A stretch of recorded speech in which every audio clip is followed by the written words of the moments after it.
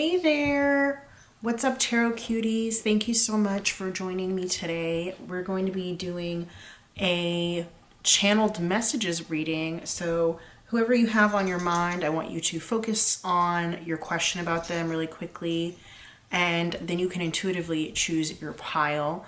These can be messages from friends, passed on loved ones, family members, crushes, romantic partners, former romantic partners, anybody in your life who you actually know, whether you know them, I would say in real life, or if like maybe they're a friend from the internet, that could count too, but you definitely should have at least conversed with this person, interacted with this person in order for this reading to work. So we've got 4 piles today. This here is going to be pile 1 with the Universal Rider-Waite Tarot. Pile 2 is going to be the Final Rose Tarot.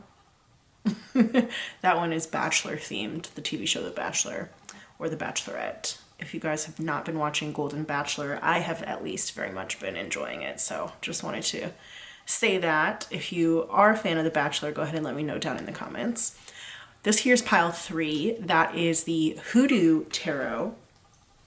And then finally, we have pile 4, which is the Pride Tarot. I love every single one of these decks. I'm super excited to get into these readings. Not only do I have channeled messages from a different deck, I'm going to list all of the decks that I use down below in the description box, as well as the timestamps. So you can check the description box for those. But you can also notice that I'm going to be using my own channeled messages deck that I created as well. So we're going to have a lot of channeled messages coming through for each pile. It's going to be a lot of fun, and I hope you enjoy it. Go ahead and hit the timestamp for the reading that you like down below. And if you're thinking of multiple people, then you may have readings in multiple piles as well. I will see you at your reading. Bye.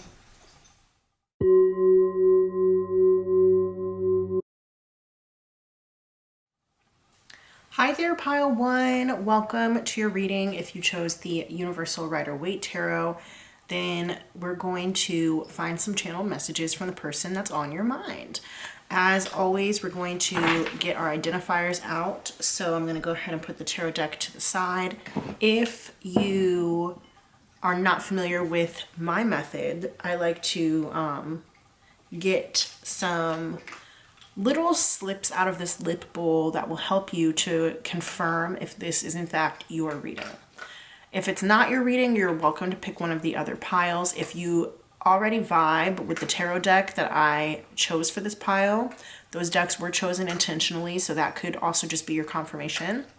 But some people like a little bit extra, so let's go ahead and get those. If you're not into this, then there is a timestamp down at the bottom for you to skip to the beginning of the actual tarot cards.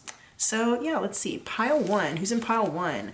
Who clicked pile 1 to find messages from the person on their mind? Spirit, who are my pile 1 people? While I'm doing this, go ahead and hit that like button down below, and don't forget to subscribe to my channel. Who's in pile 1, Spirit? Who chose the Universal Rider-Waite Tarot? Universal Waite Tarot. Anybody else chose the Universal Waite Tarot for pile 1, wanting to hear channeled messages from their person? Anybody else? All right. We're going to leave it at that. Let's see. For our first identifier, we've got Hand in My Pocket by Alanis Morissette. So for these, you may have like heard them recently. You may have heard them referenced recently in your life, even if it was just in passing. It could be significant to you somehow. So like that could be like your favorite song, or it might have a significant place in your past. Like it might take you back to a time when you were hearing that song a lot, and that song used to mean a lot to you, and maybe you don't listen to it as much anymore. If you're asking, obviously we're asking about another person, so maybe this person really likes that song, something like that. That kind of ideology is going to apply to all of these. And I did say like you could have heard it recently within the past few days, even if it was just like in passing. We've got Peanut Butter and Jelly. Ooh. This one already opened up, so let's go ahead and read it. Blueberries. we got lots of like fruit energy or like snackable energy. So maybe you're really into snacking, or the person that you asked about is really into snacking. We got haterade here. This is giving me like after school snack energy. Haterade obviously is like a play off of Gatorade. So I'm thinking about like somebody maybe who does sports and needs their electrolytes, or who needs to eat healthily, or somebody who's like trying to be into fitness and wellness and stuff like that. Fish food, Ben and Jerry's, that's ice cream. There's like randomly just a lot of food items here all in a row. So that's strange. Food energy is heavy. This person could be like a chef or something. We are going to get, and the guesses that I'm making now could apply to some people. They do not have to apply to you in order for this pile to be yours. I am going to get like some archetypes out later that are going to give us insight into who your person is and who you are and the relationship that you guys have together. Yeah, interesting. We've got that fish food ice cream, or just Ben and Jerry's ice cream in general. Maybe they really like that specific brand, or maybe you really like that specific brand. Water signs, Cancer, Scorpio, and Pisces. So that could be like your big three: sun, moon, rising. I'm going to add Venus in there too, so big four. Or it could be the person that you're asking about, their sign. Anthony Kiedis, Remy Wolf. So Anthony Kiedis is the lead singer of the Red Hot Chili Peppers. Remy Wolf is a solo artist musician. She has a song though called Anthony Kiedis. So both of those, and then that's like LA West Coast energy as well. So maybe you're really into Red Hot Chili Peppers or Remy Wolf, or you might have just like heard about one of those people recently, or you could even like know that song. Roller coaster, immediately I thought about Six Flags. There's like some like childlike energy here. Not to say that you or the person you're asking about is a child, but you might have known them since you were younger. You guys could have gone to like elementary school together, or middle school together, or something like that, high school together, something like that. Angus Thongs and Full Frontal Snogging. This is a book. They made a movie out of it called Angus Thongs and Perfect Snogging. And it is about like a high school student in the UK. And like just her coming of age story. It's very funny. But yeah, like I said, we're getting kind of like that like young kind of like high school energy here. Mike's Mike on YouTube, that's a channel. He does a lot of like show video essays, and then he does like rankings, and he does some shows. He does like recaps of TV shows that were popular. Helena by My Chemical Romance. I'm also thinking now about Teenagers by My Chemical Romance. Nick Miller from New Girl. So he's one of the main characters on that TV show New Girl, played by Jake Johnson. We've got Amber 311 or Love is Blind. There are a couple Ambers on the Love is Blind series, but Amber is also a song by 311. That could just be a color. I'm also thinking now about Amber Brown, that book series. And this could also be just like somebody in your life's name. Could be your name, could be the name of the person you're asking about, could be like a name of a friend, sibling, parent, something like that. West Africa. That's Nigeria, Ghana, Cote d'Ivoire, Benin. I'm going to list Togo on there as well. So you might have like heritage from there, you might live there, you might have visited there, or have plans to visit there, or your person similarly. The Joker by Steve Miller Band. So I, at one point when I was a teen, I was a lifeguard, and this song would like play at the pool a lot. So that is like an example of what I'm talking about when I'm saying like it could remind you of like a time in your life that was kind of significant to you or whatever. But I'm also just thinking about like high school jobs now too.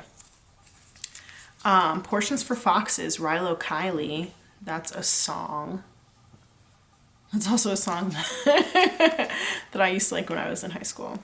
We've got 18 or 81. 18 or 81. Interesting. I'm going to keep it like that for now. I guess now I'm going to turn it to 18. So yeah, we're getting very much like teenage energy here. And I do want to say, you know, this is not an 18 plus reading. At least I don't believe it's going to be an 18 plus reading. But, you know, watch your screen time. I definitely think that I intended my channel to be adults only. If you're like 13, go ahead and click off. I'm just gonna say that. Tea ceremony. Yeah, I'm getting like really young energy here because that makes me think of like a tea party, but this is intended to be like a Chinese tea ceremony, so they have like a lot of rituals around tea. So you may have rituals around tea. You may like have a tea every morning, or you might only like a certain type of tea or something like that. Amber now is also making me think of like amber beer, amber ale. So like you might really like ambers in terms of like an amber lager or something like that if you're old enough to drink. Bon Iver, AUATC, that stands for ate up all their cake. Okay. So yeah, there's a lot of like food references going on in here. I find that to be interesting. There's also a lot of like naming going on in here. So like Ben and Jerry, those are obviously people's names. So like this person could have one of those names. We've got Helena, that's somebody's name. Obviously Nick here, Amber here. The Joker makes me think of like somebody could be the class clown, right? That you're asking about. Or they could just be really, really funny. They might have comedic talents in some way. They could be a goofball. We've got Mike, like Mike's Mike. Okay. All right, interesting. But if any of these, like I said, were relevant to you somehow, significant to you, if they've shown up in the last few days, or they could be significant to the person that you are asking about, then this could be your pile. Like I said, don't live or die by these. If you felt attracted to the Universal Weight Tarot deck, then this is probably still your pile, depending on who you're asking about. But yeah, let's go ahead and switch into the actual reading. All right, pile one. So we're going to get started. We're going to do like an A-B format. So like person A is going to be over here. Person B is going to be over here. You could resonate with either side. You might resonate a little bit with both sides, especially if you and the person you're asking about do share some sort of like similarities. But you should definitely resonate with at least one side. So how we're going to do this is I'm going to get some archetypes cards out, and we're going to get one card for each person to describe who they are. And then we're going to get some like relationship kind of cards, like it's called the Truths Oracle. And those are going to give us some insight into the nature of the relationship and how each person feels about the relationship. Then we're going to get the tarot to get some additional context and maybe talk about like what's going on in the relationship. And then we'll get into the channeled messages. Okay, so I'm shuffling this archetypes deck right now. We're going to put the tarot cards to the side. We'll get those out later. And for these archetype cards, pile one, I just need two. So I'm going to shuffle, and then I'm going to draw off the top. I already shuffled, so let me cut. And we're going to get one person and the second person.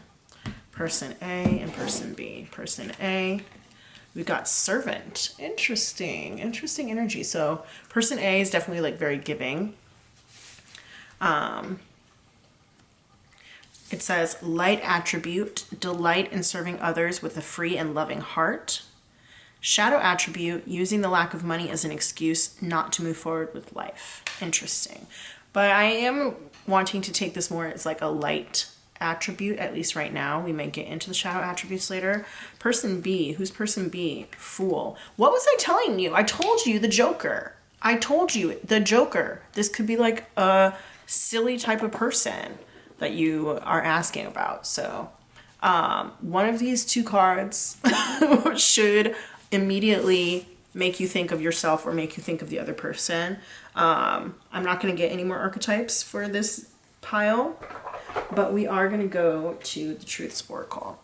So for Fool, it says light attributes, fearlessly revealing emotion, helping people laugh at absurdity and hypocrisy. Shadow attributes say using humor to wound rather than liberate, denial of your emotional truth. Interesting. So I believe that person A probably finds person B to be pretty funny most of the time. And I also think that person A could sometimes probably enable person B in some ways. Person B, it seems like probably likes to cheer up person A. And if you guys do have some sort of relationship, it may not be like the wealthiest one or the richest one, but at least you can share laughs and happiness and like fun times together. Okay. I think that you both bring something interesting to the other. I am now thinking of that song by Smokey Robinson and the Miracles called Tears of a Clown, because you can see that this little clown is like crying right here. He's got his little tears coming down. So this person B could definitely be masking some of their true emotions, like it said, like denial of your emotional truth. So they may not be telling you or be very forthcoming with how they feel about you if you are person A. If you're person B, then you may be hiding how you feel from person A. Okay. And I think person A is probably a lot more honest and open about how they feel about person B. So I'm going to start saying like the servant person and the fool person. And I don't want you to take servant as like derogatory or in a wrong way or anything like that. I know for some people it may seem or feel that way. I don't see it that way. I see the servant person as being very giving, very loving, and they are most likely really open. This could be like a parent-child relationship. That's possible. It doesn't have to be. This could be a friendship. It could be like a romantic or hopeful romantic relationship. It could be all manner of things. All right, so we're going to get this Truths Oracle out. This deck is like a relationship style deck, and it is supposed to reveal the truth. I want it to tell me how each person in this connection genuinely feels towards the other person. Okay, so we're gonna get like 2 cards, I think, for each person. Yeah, 2 cards for each person, and I want to know about person A. How does person A feel about person B? How does the servant person feel about the fool person?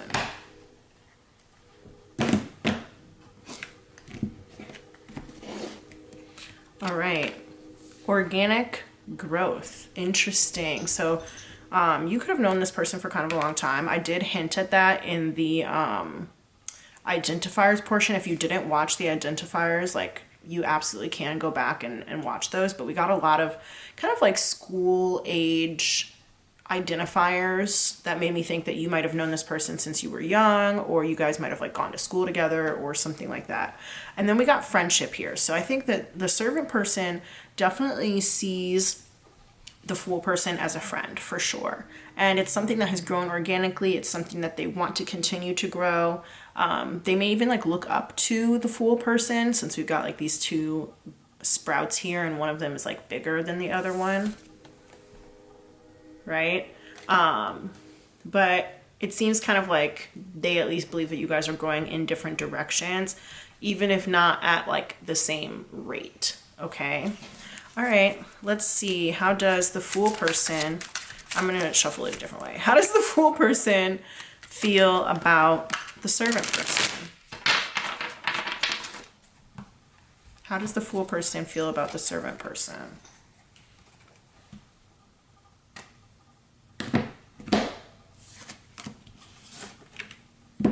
All right, so let me go ahead and scoot this over here just to give us a similar setup. The fool person, we've got emotionally unavailable. Interesting. So I did say like masks their emotions, denial of your emotional truth. There we go. Easy peasy, emotionally unavailable. And then we got trust. Oh, interesting. So you might be, I'm saying you as if you're the servant person. That does not have to be the case. You could easily be the fool person. The servant person might be one of the only people that the fool person trusts. Okay. You guys, they might kind of count on you to like lift them up, especially in times when they are sad or upset about something. All right, let's see. This is some interesting energy. I definitely think that the servant person doesn't have an issue helping out the fool person when the fool person needs it. I'm gonna stop saying person so much. I'm sorry. It just is like, you know, the Fool is like a tarot card in itself. So sometimes I'm like, I don't want anybody to get confused, but yeah, we'll figure out how to say it the best. But the Servant, I think, really enjoys getting to know the Fool, and they may even see them like as a challenge in some ways. But I wonder if the Fool understands or even appreciates how much the Servant does for them, okay? Because you'll notice like this side, it feels a lot lighter to me, and this side feels a lot, I don't want to say darker, but like more muted, or I guess a little bit darker. The good news, like I said, is that the Fool does trust the Servant, but just not enough to be as open as I think the Servant wants them to be. But the Servant is willing to be patient. They're willing to be patient and wait for that organic opening. That opening. It makes me think of that meme from Insecure when Kelly is like, that's growth, right? And I think that they really want to help the Fool to grow, especially emotionally. And I think that they would appreciate, the Servant person would appreciate knowing that how much the Fool trusts them, okay? But the Fool has some secrets.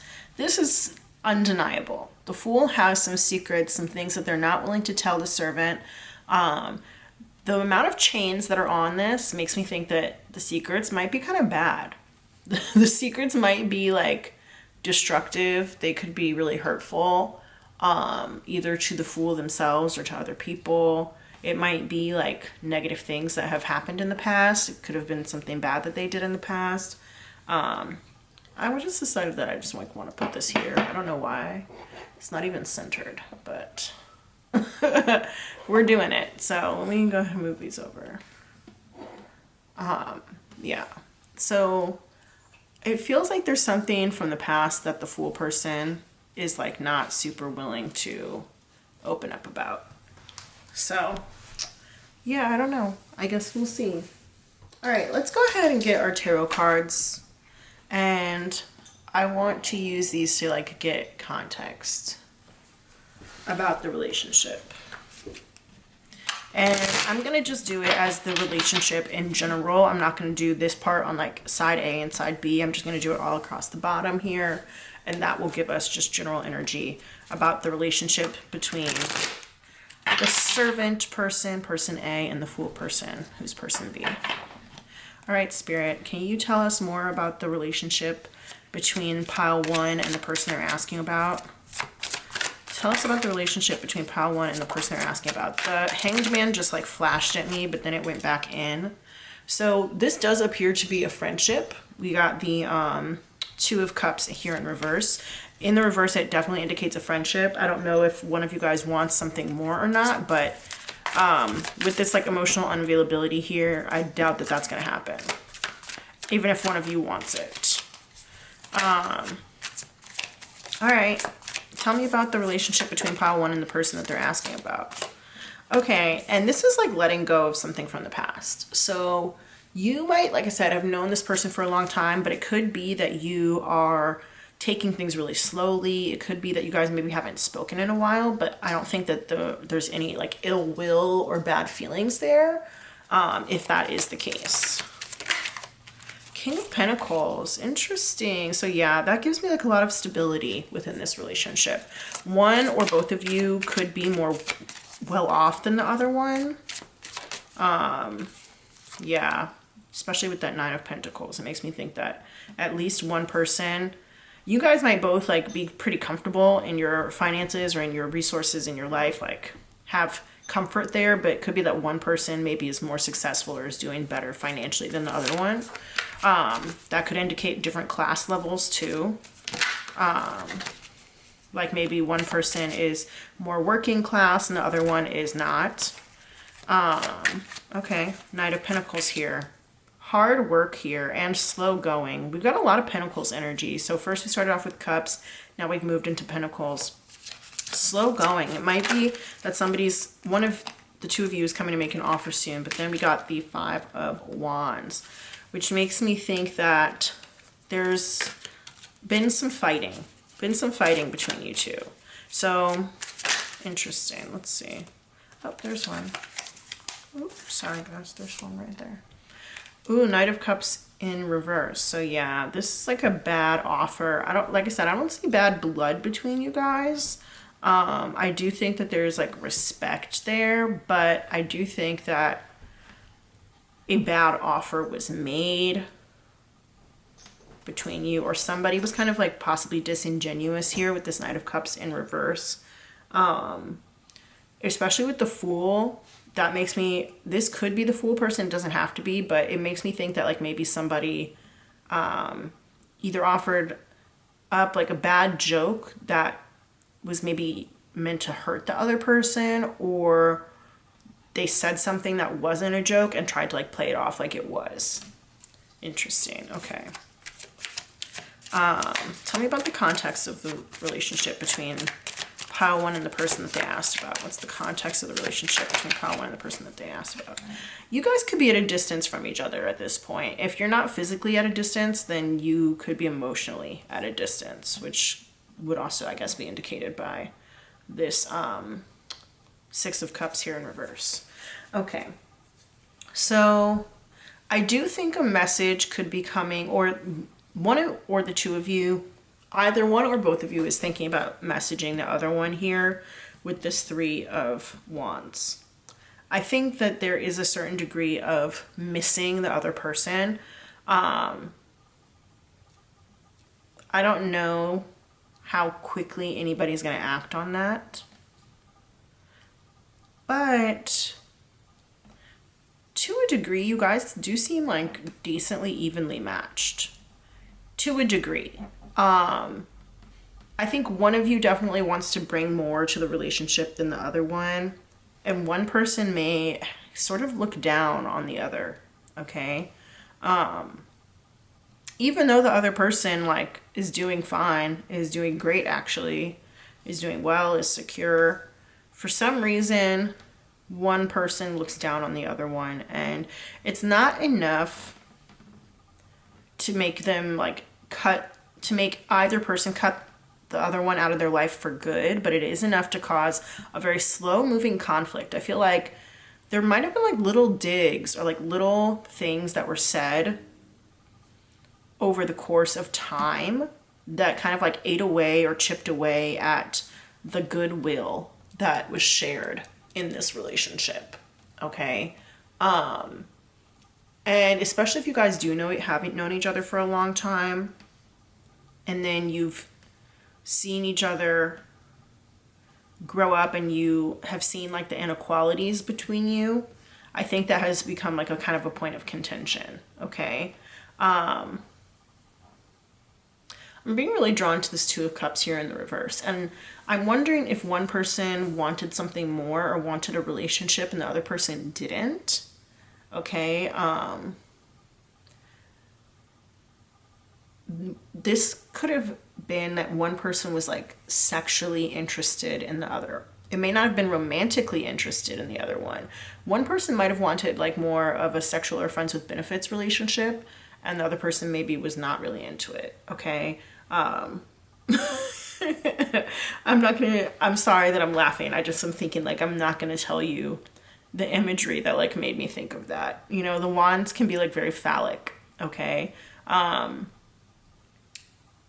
It also could be that this might be a hidden situation where that person who wanted the sexual relationship never came forward and said anything about it, and they kind of kept it to themselves, and they like just thought about it privately during their, private alone time, if you know what I mean. And I'm getting that pretty strongly too.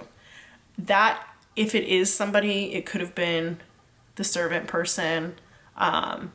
At first I wanted to say the Fool person, but then Spirit kind of stopped me. And so I kind of think that maybe it was the servant person. It could be that like one or the other of you, one or both, just one person probably was like interested in a lot of other people.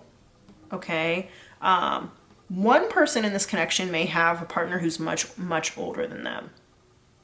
Okay. That's interesting. Remember, take what resonates and leave the rest. Not every single thing that I say in this is going to apply to you. You know, there are many people out there who are going to watch this reading, so not every single piece is going to apply to your specific situation. But I think that's what I'm getting for the context of this. Let's go ahead and see what else there is. All right. We're going to get out the Romance Oracles by my girl Alice from Love Exists Visions. I love her channel. Go check her out if you haven't already. Shout out to Alice. We're going to use these, and then I also have my own channeled messages cards that we're going to use as well. So I'm going to get channeled messages for each side. We're going to go with a kind of like back and forth. Yeah, we're going to go kind of back and forth between people, but that's why I have this divider here for you guys. So if the servant could say anything to the fool, what would the servant say to the fool? If the servant person could say anything to the fool person, what would they say? All right, we just got these turned over in my lap. They said, I secretly admire you. Was telling you, there you go. I'm very attracted to you. There we go. Like I said, somebody's been thinking about it during the private time, and it was probably the servant person. And maybe the fool person is just like not interested, and that's why we got emotionally unavailable here. But let's see.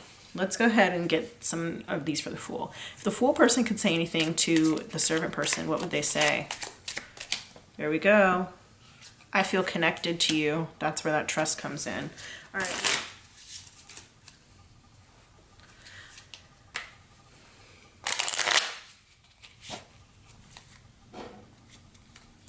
All right. If the servant person could say anything to the fool person, what would they say? If the servant person could say anything to the fool person, what would they say? And now I'm thinking about that movie, Say Anything. We have so much in common.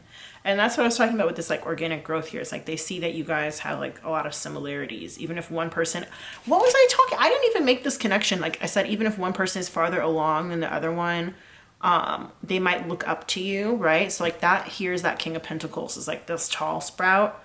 And then this person here is the smaller sprout. So this makes me think that this is the servant person, and then this is the fool person, probably. And this is like maybe the nature of their relationship, and it's like kind of slow going. Okay, what would the fool person say? There we go. I'm emotionally unavailable. We got that literally twice now. Okay, sometimes Spirit is just like so spot on. They're like, there's only so much that can be said. Is there anything else from this deck? Yes or no? Okay. Yes, let's get it. What would the fool person say to the servant person if they could say anything? So yeah, that Say Anything movie with John Cusack is like from like the 80s, I think. Okay, we've got, I hope you're not with someone else. Interesting. And then we got, love will keep us together. Okay, okay. The fool person, I don't want to say is giving like F-boy energy or like F-girl energy, F-person energy. Even my dog knows. He's like, where? But I think that the fool person really enjoys the servant person, having them around, and doesn't want to see them with anybody else because they enjoy having the energy that the servant person gives them. Because like the servant person is like serving it up on a platter, you know what I'm saying? Even if it's just friendship, they also may like want the level of friendship that you guys have to only be theirs. Like this could be, I hope that you're not with someone else as a friend, right? And like also the love that we have from the past will keep us together. So I think that the fool person maybe like just doesn't want to put in some of the work that it would take to make sure that this relationship is going well most of the time. But they do, even though they're holding back emotionally, like they really, really, really value the servant person and are a little bit possessive with them is the vibe that I'm getting here.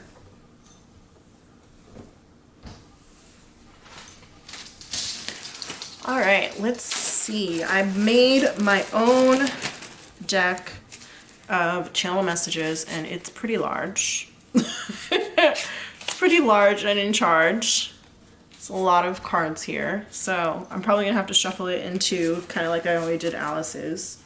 But let's see. Let's see. Oh no, there's one already. What's in it for me? Interesting. Whose side does this go on? Okay. What's in it for me? That's something that the servant is thinking about. I think that the servant maybe is realizing that they've given a little bit too much to this connection. Okay. Yeah. All right. What else would the servant say to the fool if they could say anything? What else would the servant say to the fool if they could say anything? There we go. You make me feel calm. Interesting. Okay. What else would the fool, servant's person say to the fool if they could say anything? Anything else? What? Oh, there we go. There we go. We've got 2. Those don't count. I only take the ones that fall out face up. I'm not ready to put in the effort that you need. I was just saying that about the fool person.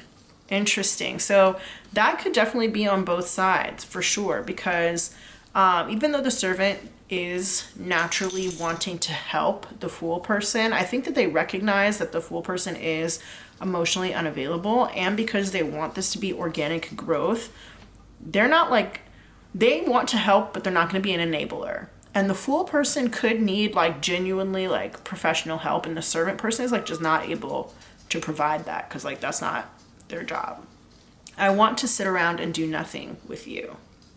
Interesting. So yeah, that's like the kind of relationship that you have with somebody that you've known for a really long time, or that you just feel really comfortable with. All right, let's get the other half of the deck. Shuffle that one too.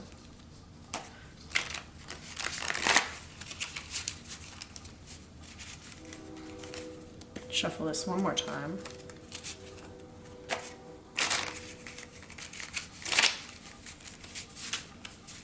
All right. What would the servant person say to the fool person if they could say anything? There we go. You can do better than me. Interesting. So we got some self-esteem issues here, and I think that that is partially because some of the comments that were made, like I said before, somebody was making little digs at the other one, but also like possibly because of the class difference that's here, or the difference in wealth or resources or something like that. What else would the servant person say? Oh, and you know what's interesting too is it says down here, using the lack of money as an excuse not to move forward with life. So even if this person does have like enough money to live their life comfortably, they may lack money in comparison to this person, and it is causing them to have like insecurities or to feel like they can't move forward in the relationship. And this could also be part of like, I'm not ready to put in the effort. Like maybe they don't, maybe like they like their life. Their life seems pretty comfortable. Like the Nine of Pentacles is like an independent, comfortable person. And maybe they don't ever want to get to this King of Pentacles version. Maybe they like being here, you know, and like they're not ready to put in the effort, and they might not ever be ready to put in the effort here. Because, you know, Knight of Pentacles is like a very hard worker. And this here seems like this could be seen as like building something. This Five of Wands here, it could also be seen as conflict or conflicting interests. And like if you guys have conflicting interests when it comes to work ethic, then that could be a problem. Okay. What else would the servant person say to the fool if they could say anything? Anything else that the servant person would say? No, okay. So now I'm going to switch over, and we're going to do on this side the fool to the servant. Let me reshuffle these bad boys.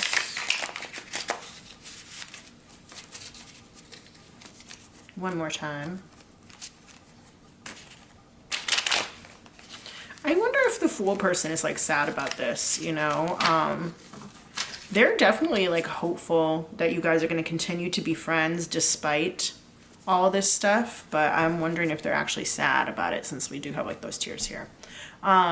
What would the Fool person say to the Servant person? There we go already. I'm unable to come forward right now. So I did say that one. Sorry, you guys. So my camera actually died just a few minutes ago and I didn't realize it. And I had already pulled these 4 cards here. So I'm going to go through those again. But before that, I wanted to offer you guys a manifestation incense stick. So this is some Nag Champa incense. It's supposed to be for protection. And you can manifest with this if you like.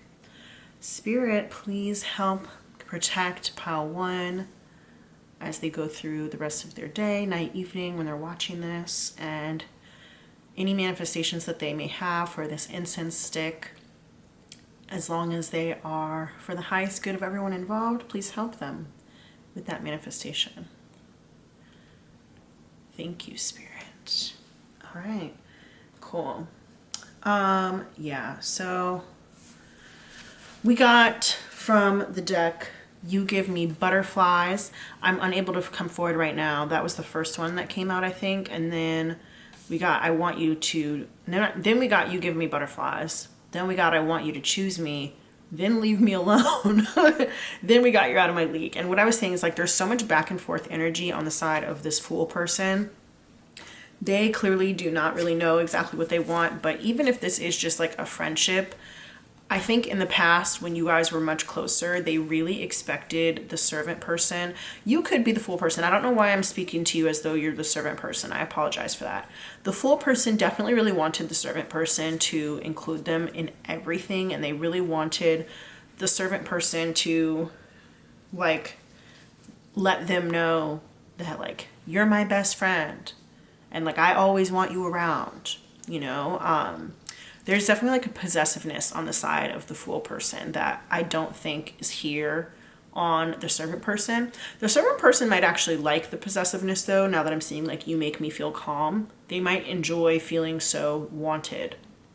And especially if this was like a high school relationship or friendship, it could be that like having the Fool person around like helped keep the Servant under the radar or, you know, away from bullies or something like that. You give me butterflies doesn't have to be romantic. It could just be like, I feel excited when I think about seeing you and stuff like that. You're out of my league. That I'm wondering if that is finance wise, looks wise, whatever. But regardless, both people actually think that about each other here, or some version of that. We've got the Servant saying, you can do better than me, to the Fool. And then the Fool saying, you're out of my league. So I think both people here have some sort of inferiority complex when it comes to the other one. And that might be where those like digs that I was talking about came in, were like little comments that were said that kind of broke down the relationship. Because each person here has some sort of inferiority complex to the other. What would the Fool say to the Servant if they could say anything else? All right, anything else from this side of the deck before I move on to the other one, from the Fool to the Servant? No, okay, let's move on. All right, from the Fool to the Servant, what would they say? There we go. You distract me. So maybe like if you guys were in school together, you guys might have been very distracting. They might have like made a lot of jokes that the Servant really like enjoyed or something like that. I want to live with you. So there could have been like just a desire to be roommates at some point or something like that, because I really am getting that this is more of a friendship. It could be a friendship that one person wanted to be more, but you can live with somebody of the opposite sex, even if this is an opposite sex situation. I'm up here and you're down there. That's what I'm saying. So I do think that the Fool person probably is the one who has more security, or they just have like a really high opinion of themselves. They could have also been like maybe more popular or something like that than the Servant person. If this is like a schoolmates relationship, whether that's high school, university, or even adult friend groups. Sorry for shaking the camera, you guys. Yeah. All right. One of the two of you is at least thinking about reaching out to the other one. If they don't actually do it, I wouldn't be surprised, but it definitely is a thought on the brain with this 3 of Wands here. Okay. I wouldn't sit around waiting for the message from them. by any means, but I do think that they're thinking about you, because both of these people do seem to be thinking about each other. Maybe the servant a little bit less so, but I think that's because the servant sees this relationship as having organic growth anyway. So like if you guys are meant to come back together some point in the future and mend the relationship, then like they're open to that. But they may not have as many thoughts about like reaching out. It might be the fool person who's thinking about reaching out, but they also are saying like, I'm unable to come forward right now. So that's why I say that they might think about it but not actually do it. Okay, and they could be very distracted by thinking about reaching out to you as well. Okay, I find it interesting that they say like you're out of my league, but then I'm up here and you're down there. So it might be that the servant person has, interesting. The servant person could be like more like naturally beautiful or naturally attractive than the fool person. And I say that because, you know, the fool person here has like this mask, which makes me think of like maybe wearing makeup or something like that. And meanwhile, the servant person is serving like natural face, and then we also have like organic here, right? So that could be part of it when they say like you're out of my league or something like that. Yeah. The fool person could be also like distracted by the servant person's beauty, or just attractiveness in general. But the servant person does think that the fool person is attractive, obviously. They say, I'm very attracted to you, and I secretly admire you.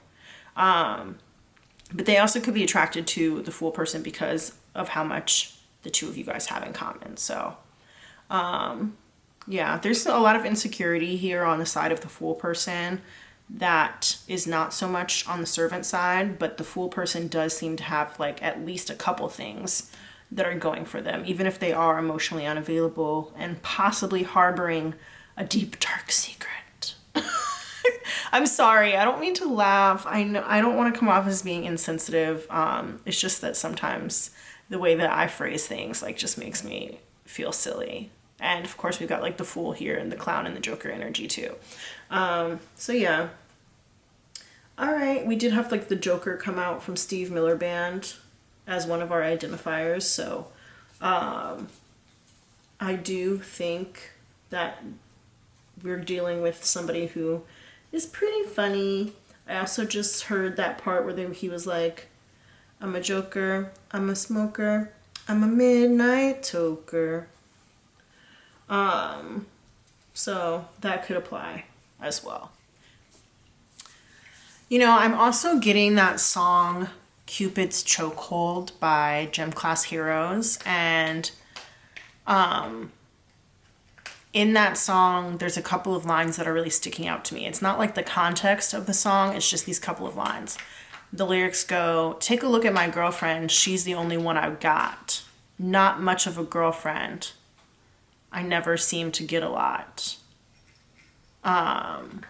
It's been a while since we last spoke, and this is going to sound like a bad joke. Okay, so it makes me think that like the fool person maybe didn't have a lot of friends, and the servant person was like their only friend, or like their main friend, right? Which is why they kept getting so possessive and being like, I want you to choose me, right? And when I say like, it's been a while since we last spoke, this is going to sound like a bad joke.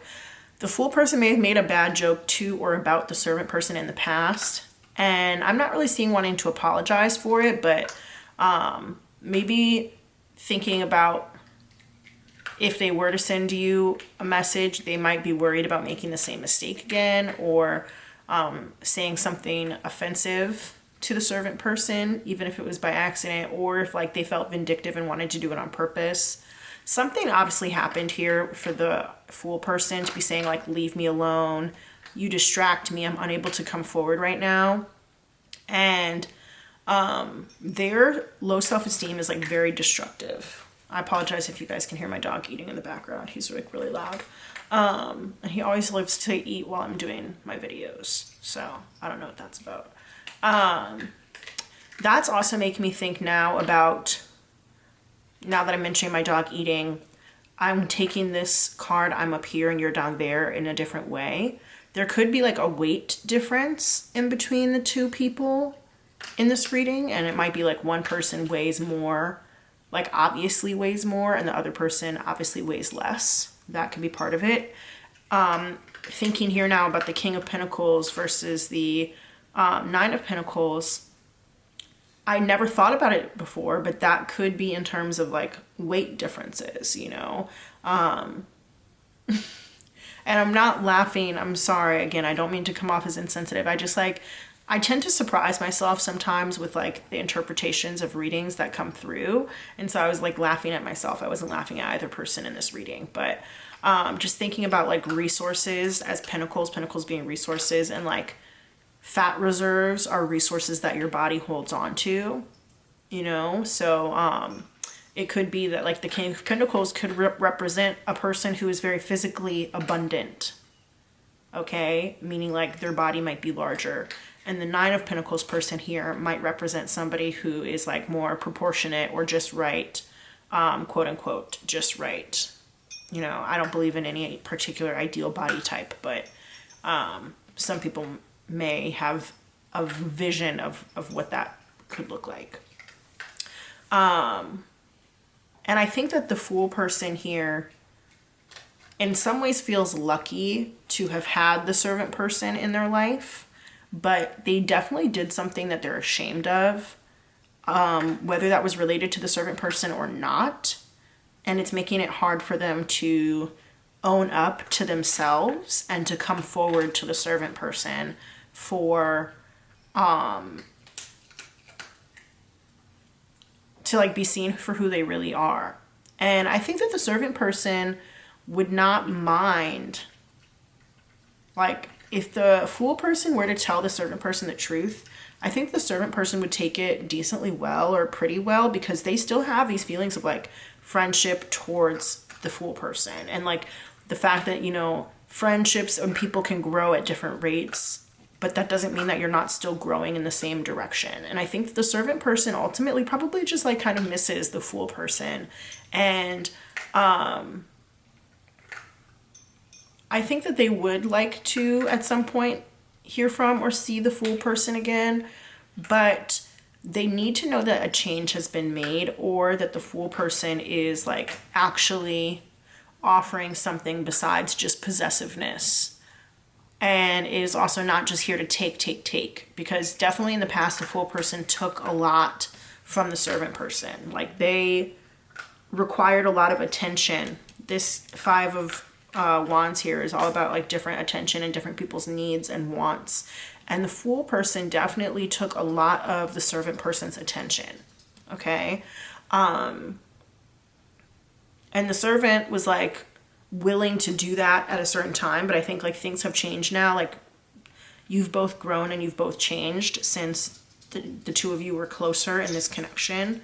And now the Servant person is like, okay, well, what are you going to do for me? Like, if we decide to be friends again, you know, I'm not going to put in all that effort. I'm not going to do that. I was doing that in the past. You're the one who needs to put the effort in now. If we're going to be friends again, if we're going to, you know, continue to have that organic growth, I can't put in the effort. I'm not ready to do that. And so you're going to have to be the one to do it. And I don't think the Fool person is ready for that. They're thinking about it, but they're not ready for it. Yeah. All right. I'm going to leave it here, pile one. Thank you so much for sticking with me through this reading. I hope that you enjoyed it, and leave me a comment down below if it resonated with you, and let me know if you were the Servant person or if you were the Fool person, because I would be so interested to read about the relationship between the two of you. Thank you. And don't forget to subscribe and to hit the thumbs up, and I'll see you in the next one. Bye.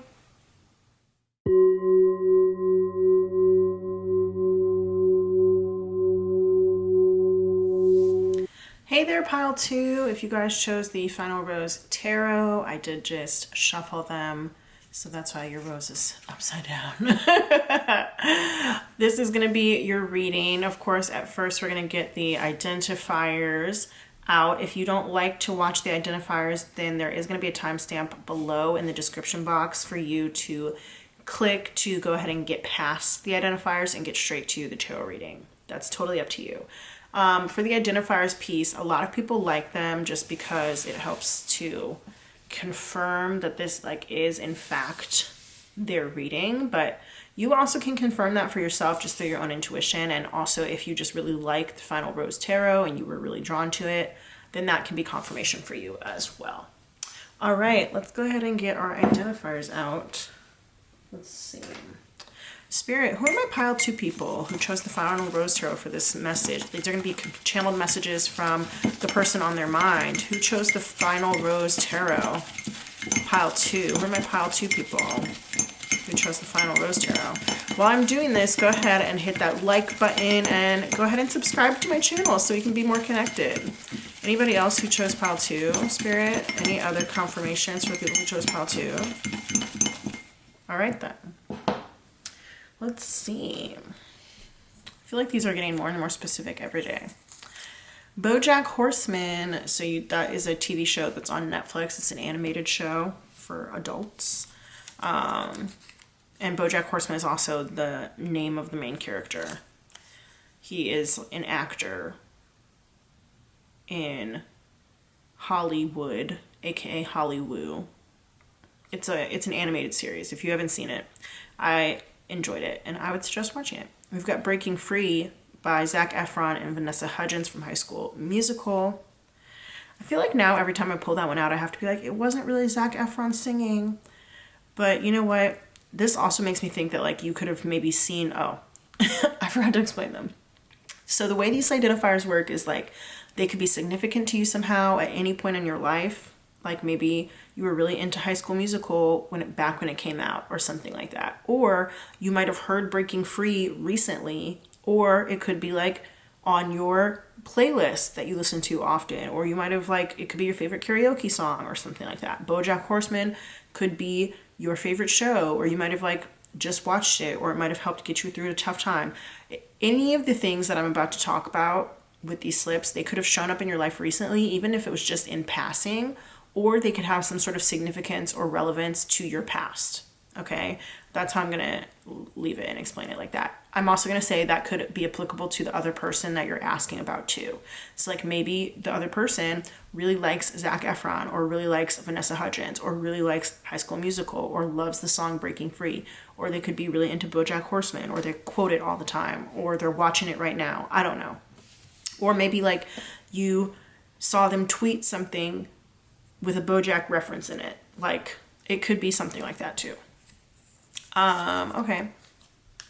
4th of July, USA, Independence Day. So if you're not in the US, this could be Independence Day in your country if your country has one that you celebrate. But 4th of July could also be significant. George Clooney, he's an actor. I mentioned that BoJack Horseman on the show is an actor, so acting could be important here somehow. And then also High School Musical, that is like a show. It's a movie about acting in a musical. So acting is definitely like coming through right now. Either you or the person you're asking about could be an actor or could really, like musicals or something like that. Self-date. So this is dating yourself, taking yourself out on a date, learning how to love yourself. All black, everything. Maybe one of you guys really likes to wear black. Ukraine. Avenged Sevenfold. I knew this one was going to come out because I started singing it as soon as I saw 4th of July. I started singing it in my head. This is Good by Better Than Ezra. There's a line in the song called Good, where he's like, maybe I'll call or write you a letter. Maybe I'll see you the 4th of July. Well, I'm not too sure, and I'm not too proud. I'm not too sure, and I'm not too proud. It was good living with you. It was good living with you. I don't know why I sang it for so long. I just felt like I needed to. But yeah. Bluebird. That could be an actual bluebird, or it could be the song by Miranda Lambert, or maybe the poem by Charles Bukowski. For some reason, I'm getting very much like beat poetry here. Like it makes me think of Judy from Doug. So Doug is also an animated TV show. It's like vintage Nickelodeon, and his older sister was named Judy. And she would wear all black, and like she was really into like the poetry scene, and she had like a black beret, and she would always be like, yeah. I don't know if she would say that. That's just like the attitude that she had. 23. 23. That makes me think of that song, What's My Age Again by Blink-182. Nobody likes you when you're 23. And then it also makes me think of like Michael Jordan. 23. Monaco. We've got here rooftop pool. Interesting. All Night Long by Lionel Richie. E equals MC squared.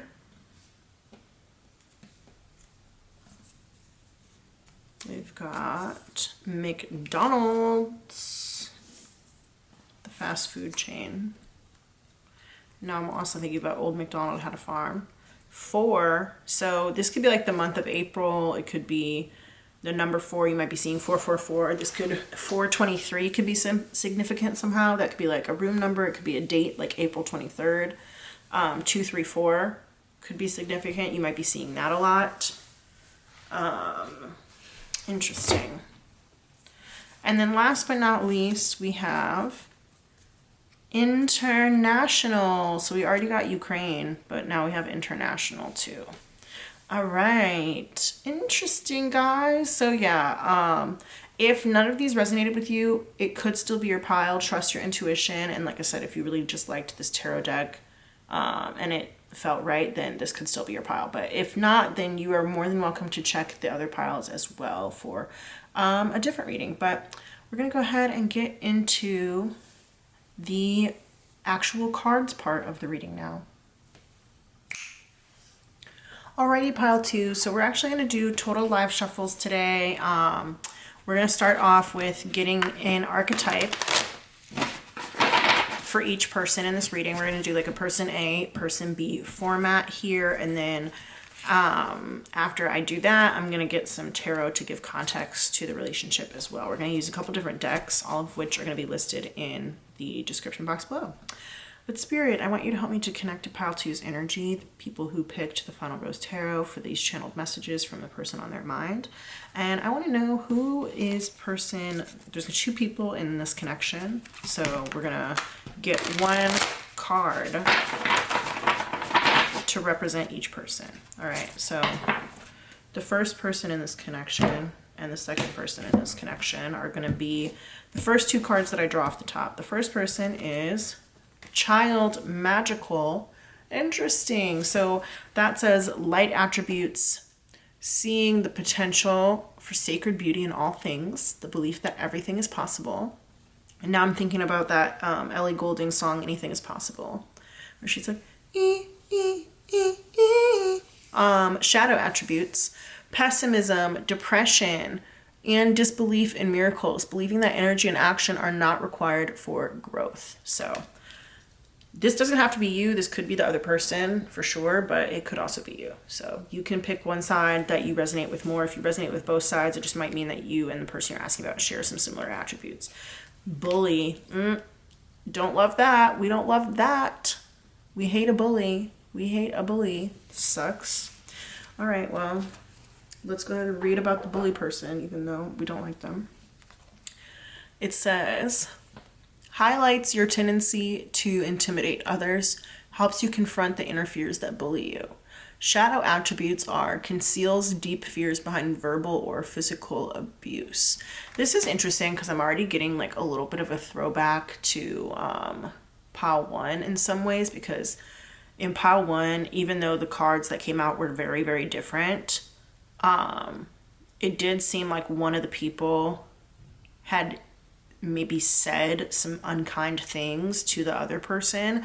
I don't know if I would go so far as to call it bullying, but I mentioned it was like little digs that one person made towards the other. So you may also have messages in pile 1 depending on the nature of your relationship.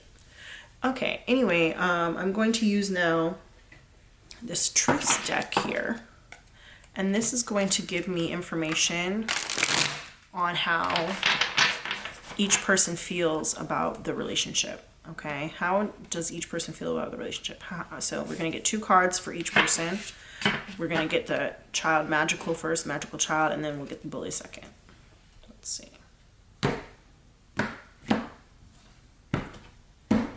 All right, so we got here karmic partner. All right, interesting. And then we also got determined. Ooh, okay. This magical child person may be unwilling to let go of whatever happened between the two of you. And this could be you or it could be the other person. Like I said, you can pick the side that resonates more. I'm going to get some cards for the bully as well.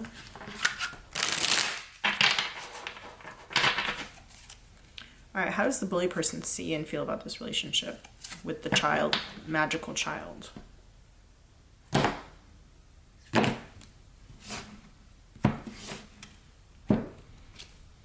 Emotionally unavailable. That card came out in the exact same place for the person on this side in pile 1 too, so that's just giving me a call back to pile 1. Like I said, you may want to go watch that depending on the relationship you have here. And then we got offers. Interesting. Sorry about the stain on my table, guys. It's from incense. We're gonna bring this tarot back in just a little bit. I can't scrub that stain off the vinyl. It always bothers me, but I'm gonna get some new vinyl soon. I just really like this pattern. Don't judge me. I hope you wouldn't judge me for that anyways. Anyway, all right, let's see. What's next? So next, I'm going to go ahead and just try and read a little bit here. So this bully person, it says offers here. And this makes me think that this bully person might be actually coming with an apology, okay? Because we do have like these flowers and stuff. It makes me kind of think that this bully person maybe wants to apologize. If you knew this person when you were younger, especially with karmic partner here, then I think that they might want to apologize to you for like all of the negative or nasty things that they said to you. And I'm saying you as if you're this person. I don't know why I keep doing that. I don't mean to do it, because you could very well be this person, but the bully is looking at the magical child and they're seeing all of this special stuff about the magical child. And they see all of these amazing, beautiful things and qualities that the magical child possesses. And I'm getting not only jealousy here, but I'm also getting that like the bully themselves has such a deep emotional wound that it hurts them sometimes, I guess, to see the magical child person be so carefree. And they would say or do anything at a certain point to take that carefree and beautiful nature away from the magical child person. Okay. I think that the magical child has a hard time letting the bully stay gone, but I think at this point, gone from their lives, I mean, but at this point I think they're kind of determined to break the karmic cycle between the two people, okay, between the two of them. So like if the bully were to come back with an apology, the magical child might not accept it, okay? And that is where this is different from pile 1. There's a difference here. Because I think that the person in pile 1 probably would have accepted the apology and moved forward. But this person, the magical child person, is like, no, hell no.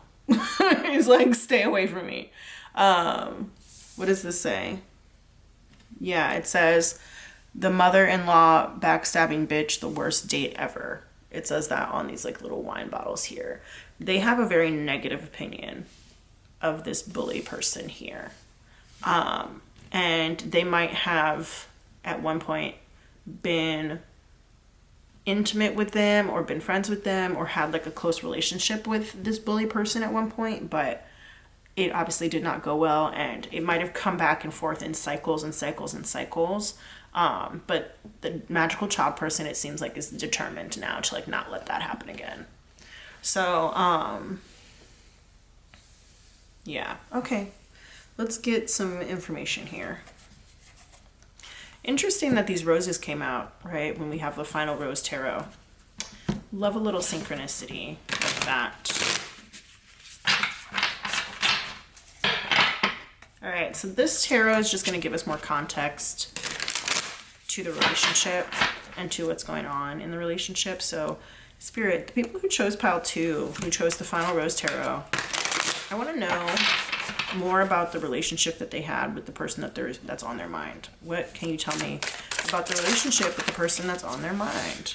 Drama, girl, what did I say about there's an acting? Oh, if you didn't watch the Identifiers, there was like this theme around acting that came out. And now here, it literally says, like, you know, these are like the actors' masks, right?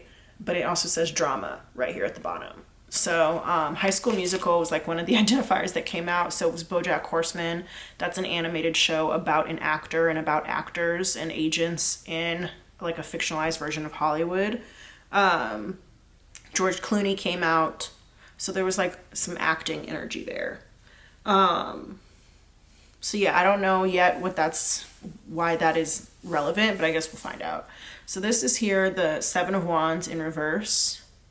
And this makes me think that like the magical child, if not both of you, there was a lot of drama in this relationship and somebody did not stand up for themselves, okay? That's very clearly to me, the magical child person did not stand up for themselves.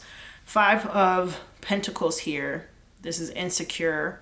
So that makes me think of the TV show Insecure. But this also just makes me think that like the bully was really picking on the magical child's insecurities and was constantly targeting them with this like apple on the head, you know, the story of like William Tell or whatever, where they were like shooting arrows at the apple on their friend's head or whatever. Ace of Roses here. First impression rose. This makes me also think that like the first impression was actually initially kind of a good one. So this could actually be pointing to like an abusive relationship, especially with the karmic partner here. There could have been a sexual attraction, but it also made me immediately think that like, I lost that thought, so I'm gonna wait for it to come back. What else was like the context of this relationship here between pile 2 and the person they're asking about? Okay, we've got the host or the Hierophant here in the reverse.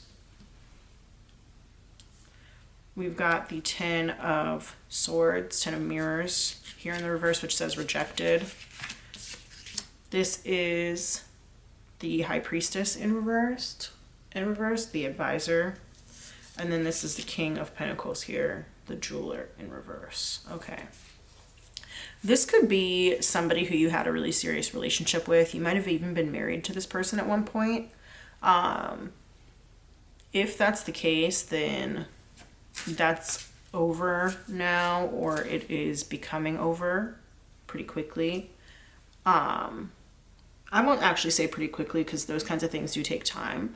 But it just makes me think of like taking the gem out of this ring. Like if it was upright, it'd be like putting the gem in the ring, but in the reverse, it's like you're taking the gem out of the ring. So it's like a really serious undoing of a commitment, right? Yeah. This is either one person went against someone's advice or they went against their own intuition by being in this connection. And I'm going to say it's probably the magical child person. Is there anything else to add context to the relationship? There we go. Okay. Am I supposed to have these out? Yes or no? Okay. That is the 9 of Pentacles in reverse. Oh my gosh, that's crazy. Okay, and then what's this one? Is this one coming too? All right, you know what? This is weird. This is extremely weird because all 3 of these cards came out in pile 1.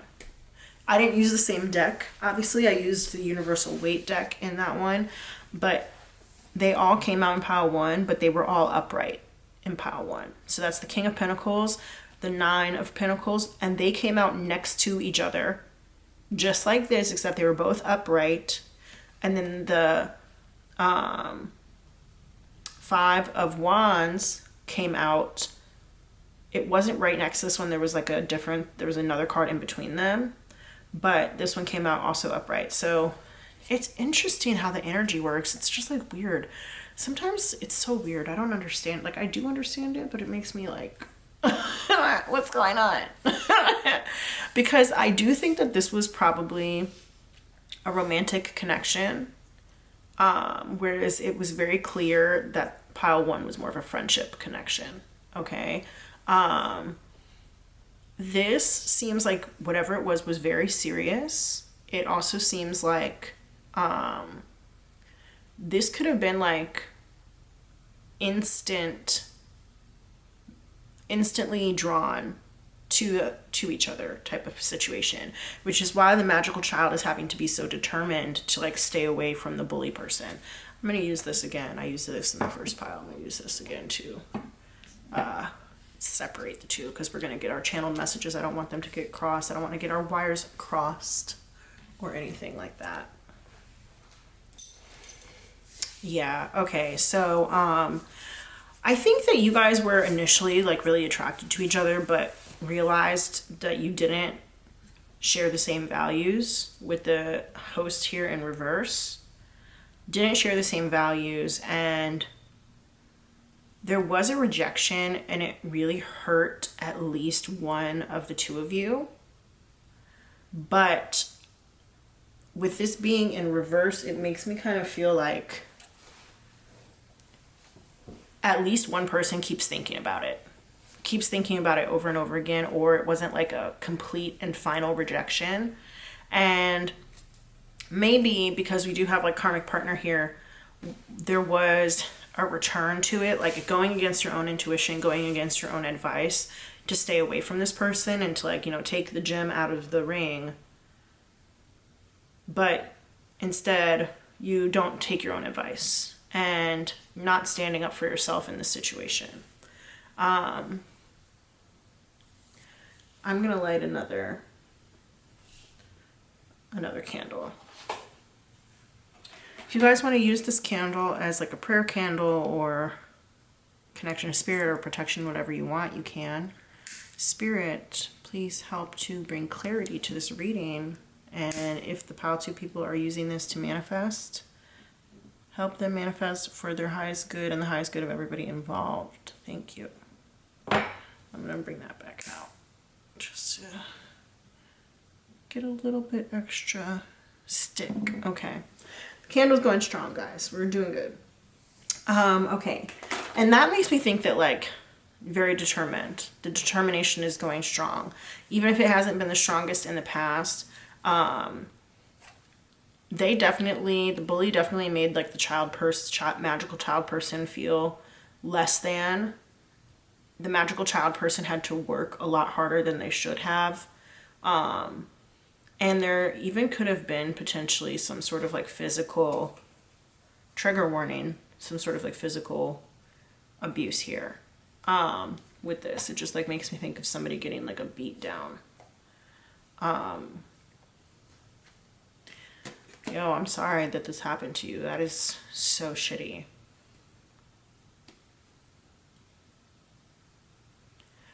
That is so shitty.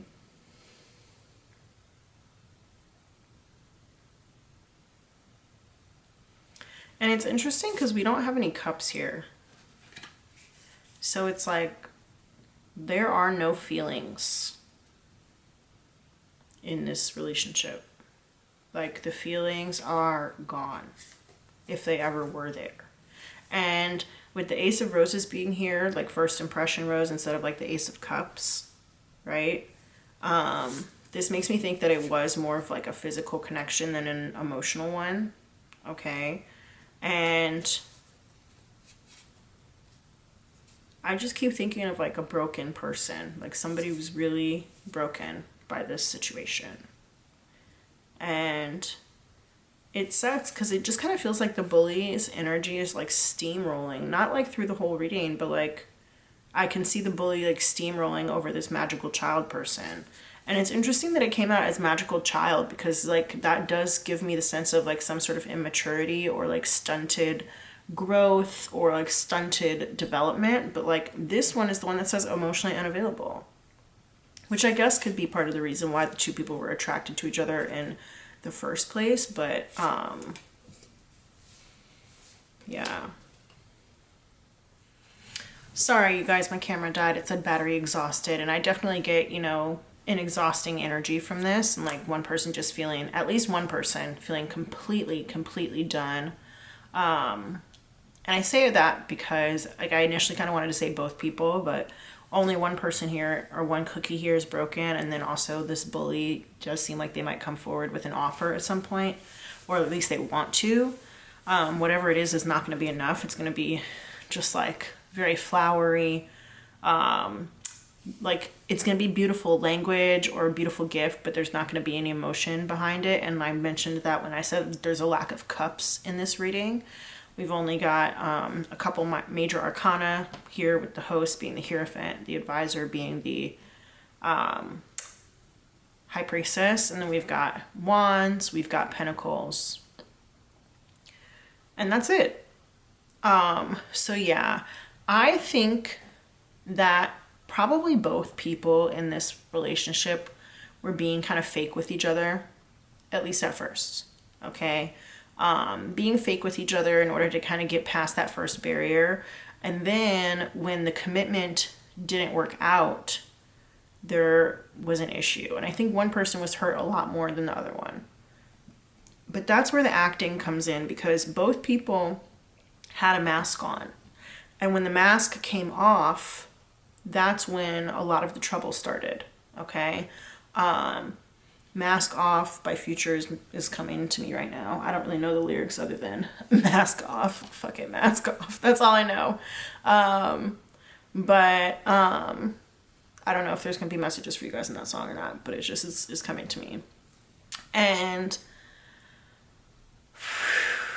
I'm getting that the bully person may have been like really into like the patriarchy, okay? With the Hierophant here in reverse, they could have had really negative ideals about women. Whether this is a same-sex relationship or an opposite-sex relationship, it doesn't matter. I'm just getting that the bully person may have had really negative ideas about women, or really like toxic ideals regarding masculinity, okay?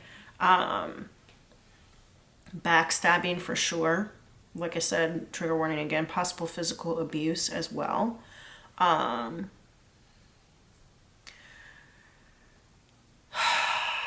Isolation from friends and family, okay, with the advisor here in reverse. Refusing to get help, and also refusing to let this person, the magical child person, get help as well. Possible taking of possessions, or just like generally being really selfish, but they could have also like taken this person's stuff. Just like a bully would in school, where they're like, give me your lunch money. They could have like stolen from the magical child. They could have made the magical child give up things that meant a lot to them. Okay. Could have abused. There could have been like financial abuse in terms of like the paycheck. One person could have been working and the other person was taking their money, with this 9 of Pentacles here.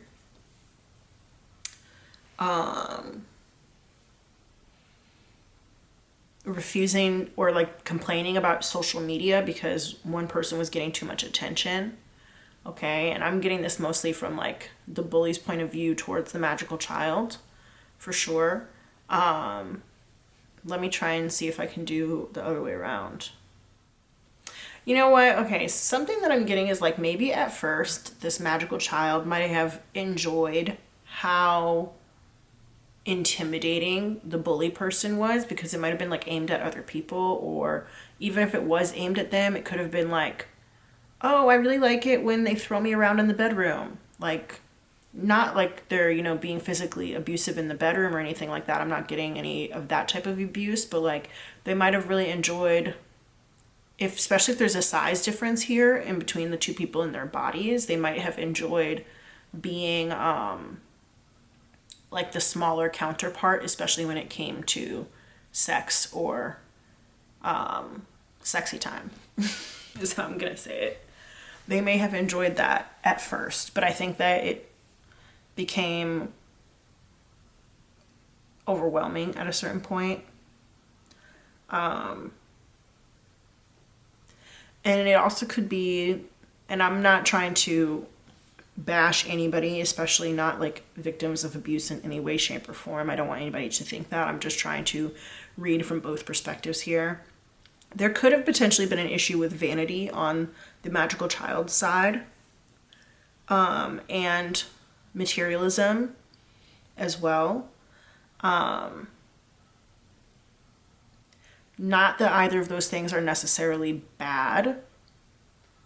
It just could have been that those were points where the bully person was able to like latch on and create insecurities within the magical child person. Okay. Yeah.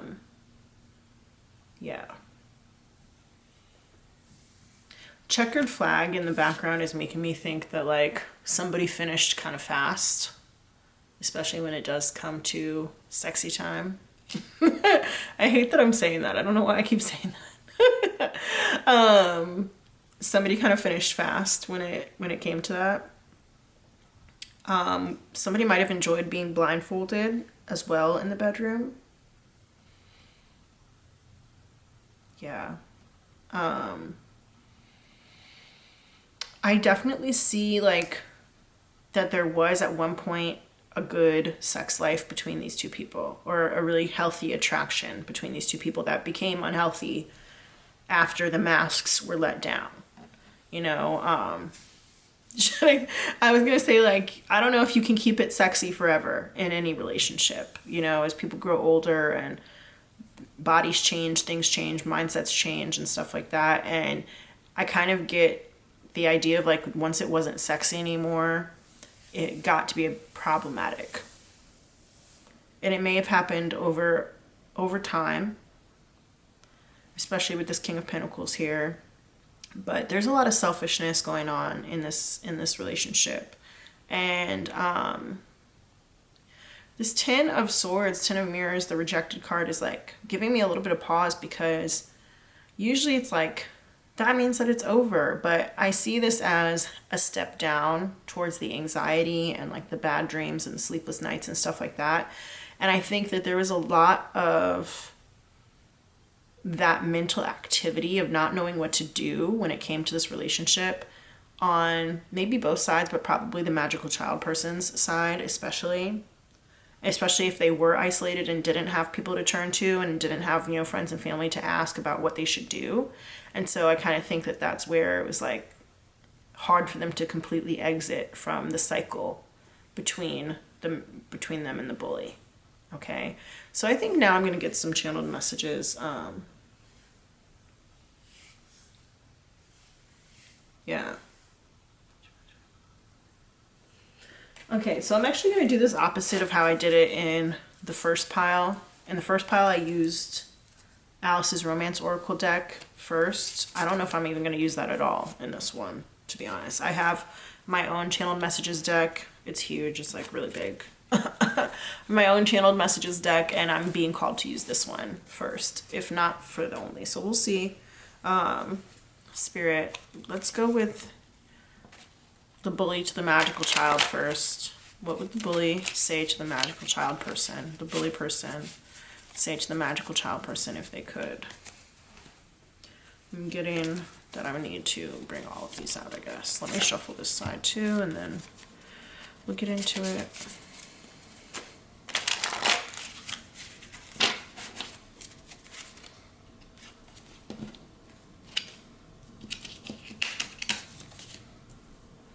All right, what would the bully say to the magical child person if they could say anything at this moment in time? What would they say? There we go. I like you. Well, I'm not surprised they would say that, since they do want to come forward with some sort of offer.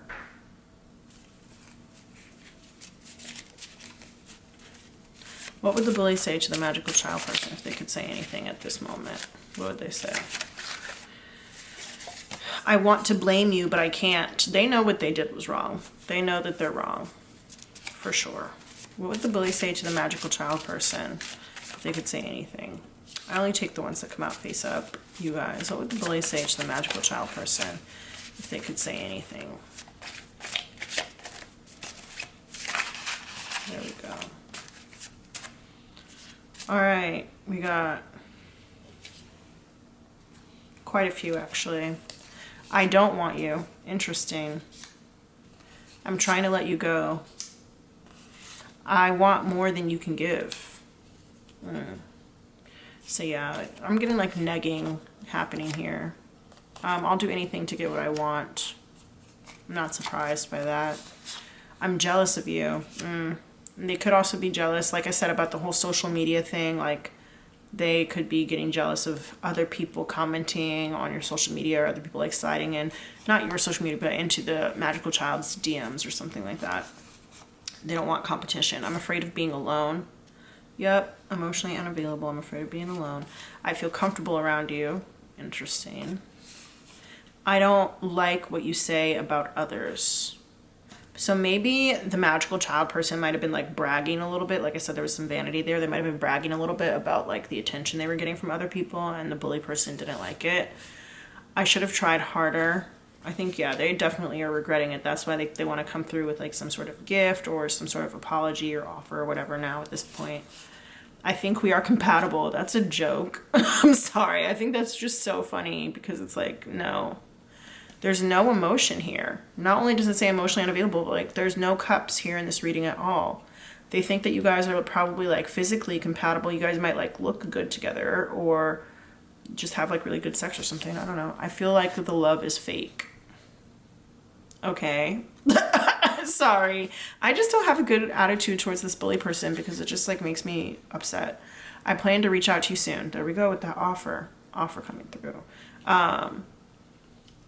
And then there's like a little heart here in quotation marks. Fake Love by Drake coming through. I can tell the love is fake. And that could be with like the whole acting thing too. And then also with Fake Love, some of the lyrics are, I've been down so long it looks like up to me, right? So it's like when you've been going through this cycle for so long, it's like this karmic cycle for so long, it's like even the smallest things, the smallest offers can like actually look really good. But, you know, if you are the magical child person, don't fall for it. If you're the bully person, like you need to do a lot better. And there needs to be some emotional healing before you, if you ever approach this magical child person again, or even anybody else really. And I'm not here trying to judge anybody who may fall on that side, but, you know, I am seeing what I see and I'm commenting on it. So that's all I have to say about that. All right. Is there anything else that the bully person would say to the magical child person if they could say anything right now? No. Okay. Let's move over to the magical child person, to the bully, what they would say. I'm going to shuffle this again. Both halves.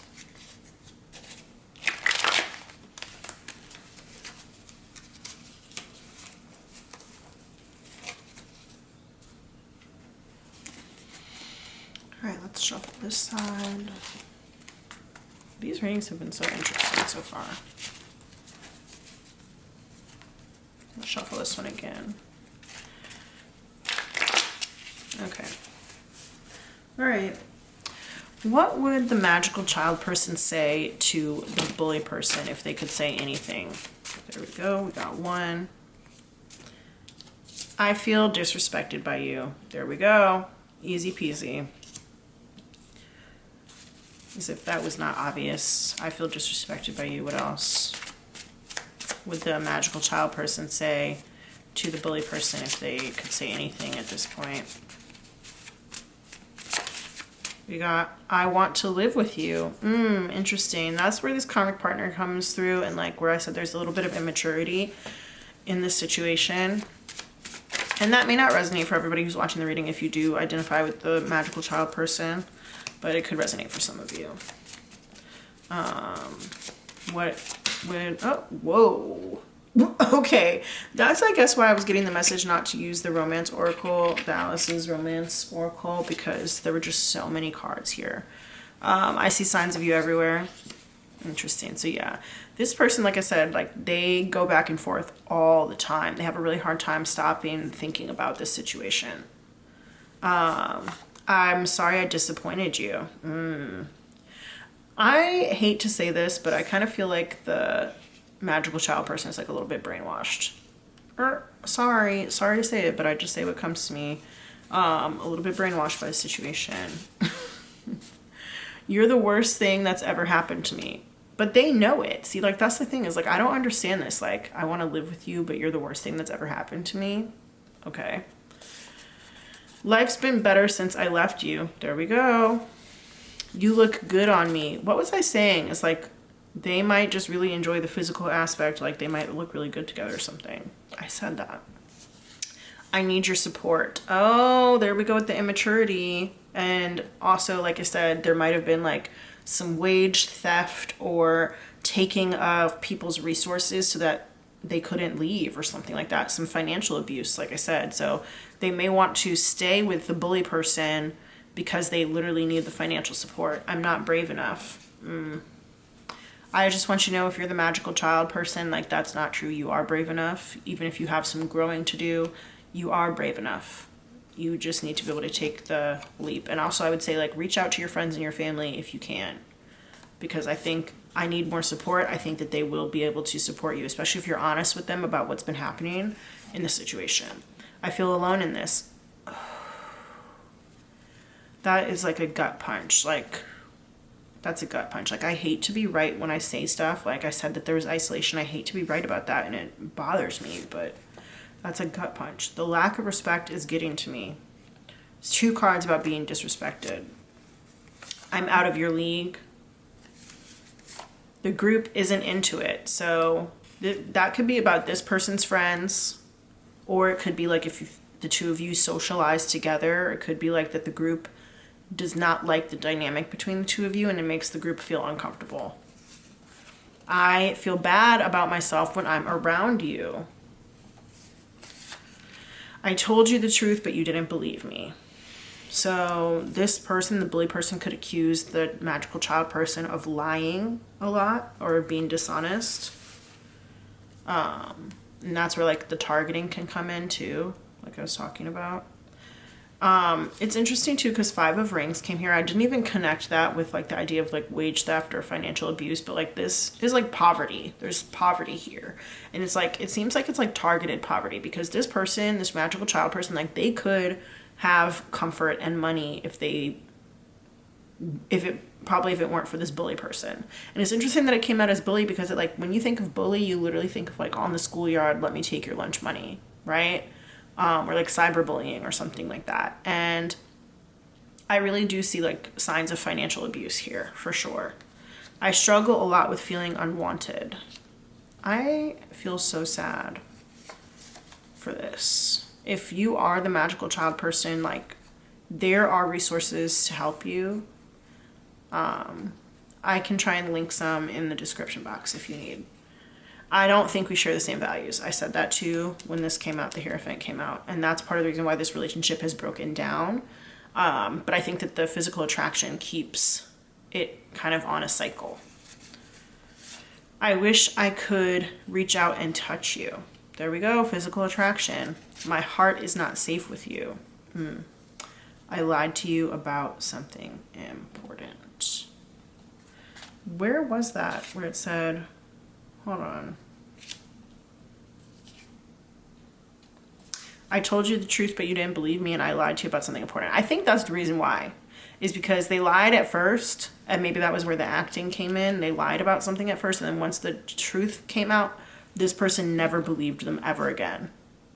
I think that once they found out, the bully person found out about the lie, they could never trust and never believe in this magical child person ever again. And I think that's part of where the breakdown came. And that might be where it's like, we don't share the same values. Is like, maybe one of those values could be forgiveness, or one of those values could be honesty, or something like that. Or what's the difference between, like, a big lie and a little lie? What's the difference between a little white lie and a lie, maybe to spare somebody's feelings, or a lie of omission or something like that. And I think that when the bully found out about the big lie, or the important lie, rather, I don't want to say it's big, about the important lie, they completely like switched. They switched up on the magical child person. It's like the first impression that they had, that they based the whole relationship off of, turned out to not be true. And it really caused them to kind of, I don't want to say like go off the deep end, but maybe go off the deep end. And then also just like treat the other person really, really badly. And that's where I think like, I feel like the love is fake is coming in. And that is also part of the reason why I was like, I don't want to be unfair in this reading to the bully person. And I wanted to like go back and try and see like, where is there some accountability for the magical child person, because abuse is never okay by any means. And there are two sides to every story. Okay, so as a reader, I do feel a responsibility to try and find both sides of the story here. Yeah. I feel like the love is fake. So it's like whatever the thing was that they initially fell in love with this magical child person over, or like fell in lust, or really thought was good about them, once they found out about that, it just felt like everything was fake. But then they also say like, I think we are compatible. And I do like you. But they also say like, I'm trying to let you go. Yeah. The bully person definitely is, both people I think are conflicted, but there's a lot more hurt feelings on this side. And it's because this person, the magical child person, they have been so browbeaten by the bully person. So if there's a power dynamic, it's very clear that this person, the bully person, holds the power here. And at the same time, like, they don't blame, I think they've grown to this point. I think at first they did blame the magical child person for, lying to them, or for acting or putting on a mask or whatever. But at this point, they, I think, have come to the realization that they can't blame this person, whether that is because of something significant in the relationship, or because like they've grown somehow emotionally. But I'm not buying that, because we have emotionally unavailable here. So I don't know how much emotional growth there has been. I think there's probably been a little bit, but was it a lot? No, I don't think so. But they do regret not having tried to fix the relationship more, or maybe trying to understand the magical child person.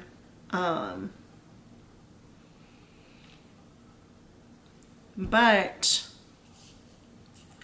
if they do decide to come back, it's just because they're afraid of being alone. It's not because they genuinely want the magical child person. Like this, the magical child person is like somebody safe for them who they can probably easily manipulate, or who they just feel comfortable around, but like they don't genuinely want them. And I think that if they found somebody else, they would probably drop the magical child person for the other person in the future. Yeah, like they like you, but they don't love you. And you being not you, the watcher, but as if I were speaking to the magical child person. Like the bully likes the magical child person, but they don't love them. I think they just think that on the outside, they are a good match, quote unquote. It's almost like a publicity relationship, which is interesting because we got over here like the group isn't into it. So you guys might have really been involved in each other's friend groups or family groups or something like that. And I kind of feel like the bully person wants to look good to the outside world. I do have some cards in here about like image is really important to me and stuff like that, and those didn't come out, but I do feel like because they're afraid of being alone, they do kind of want some sort of like validation that this person gives them, whether that's just like in terms of image or physically or sexually or something like that. I'm getting very much like sexually energy. They do want some sort of validation that the magical child person gives them. But I also kind of don't think that they like really value the magical child person all that much, especially since it's like, I want more than you can give.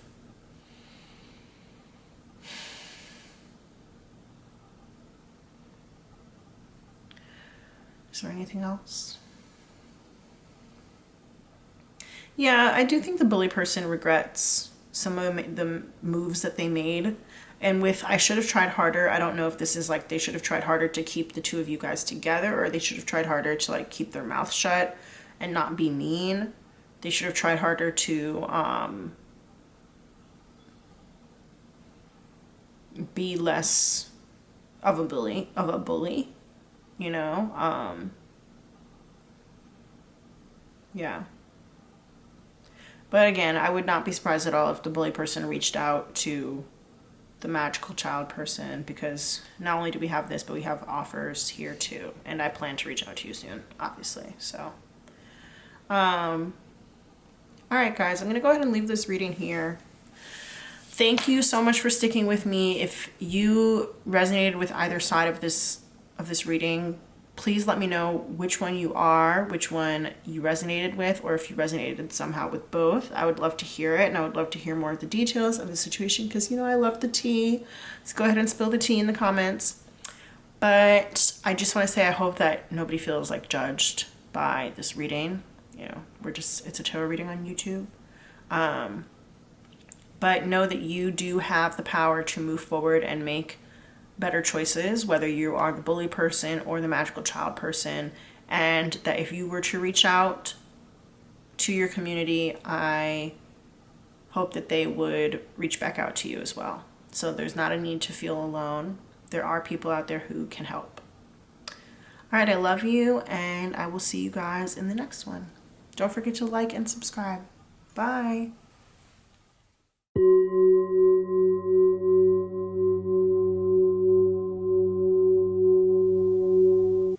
Hi there, Pile 3. Welcome to your reading. If you chose the Hoodoo Tarot, then this reading is going to be for you. Of course, we're going to get our identifiers out first. If you don't like this part, there is a timestamp down below where you can skip to the part where we get to the cards.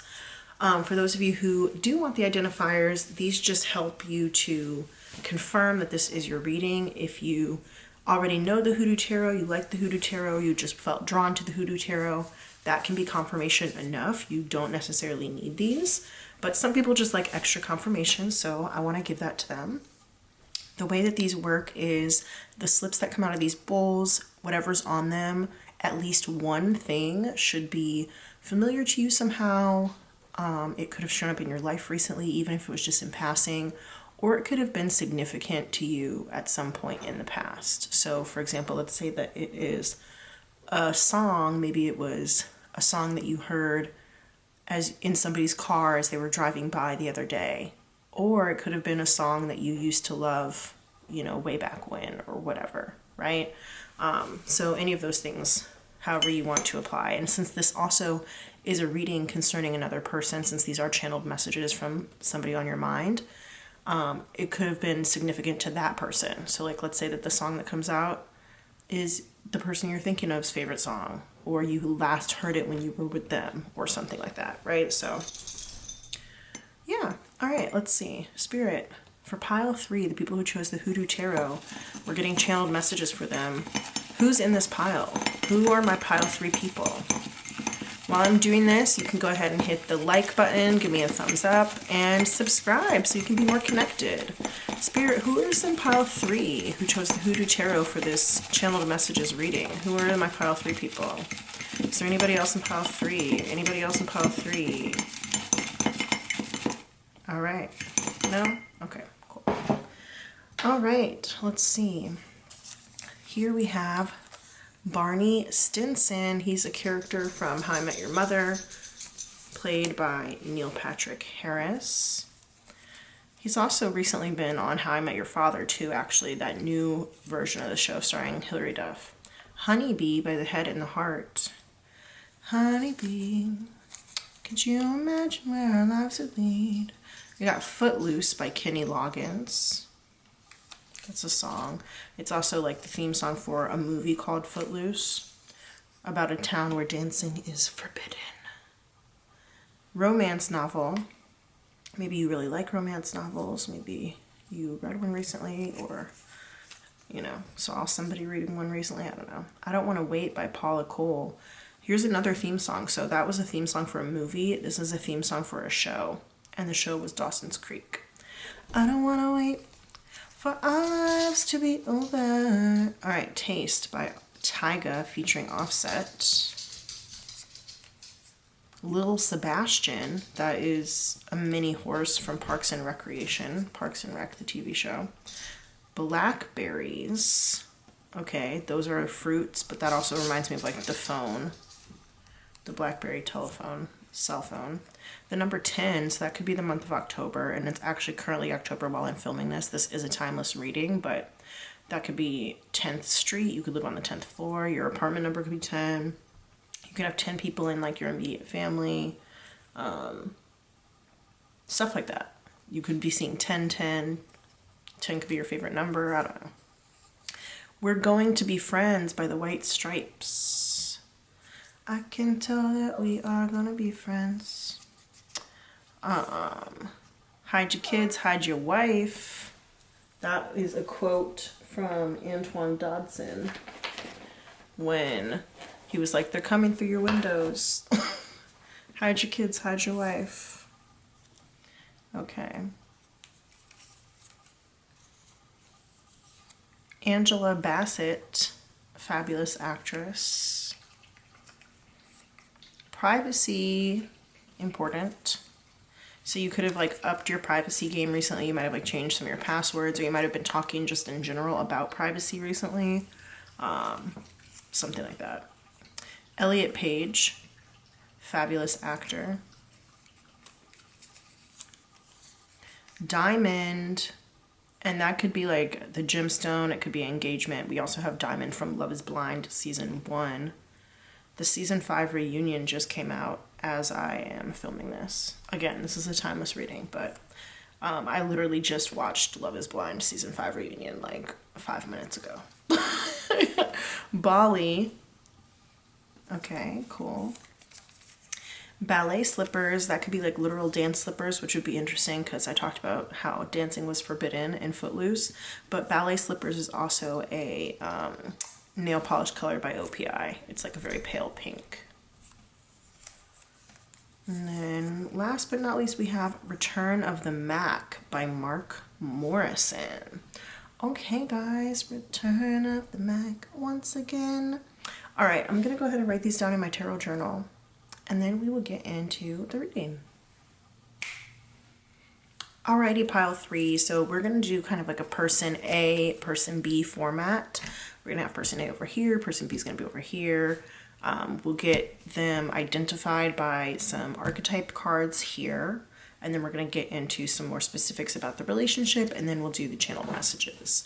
I do have 2 different channeled messages decks, one from Alice, Queen Alice Love over at Love Exists Visions. I love her, shout out to her, and I love the deck that she has.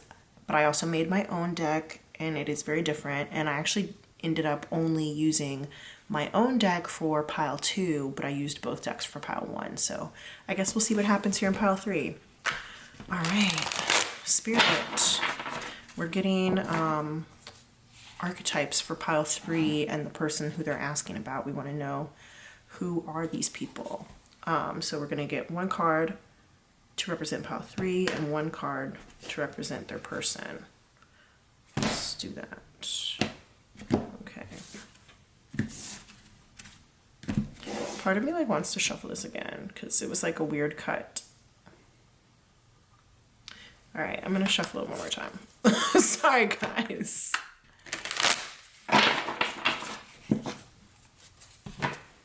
All right, here we go.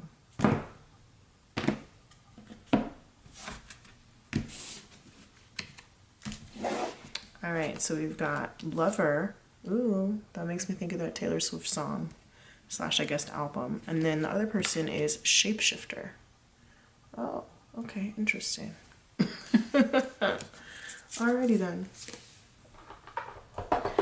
Let's see. So for lover, our light attributes say great passion and devotion, unbridled appreciation of someone or something. Shadow attributes are obsessive passion that harms others, self-destructive devotion.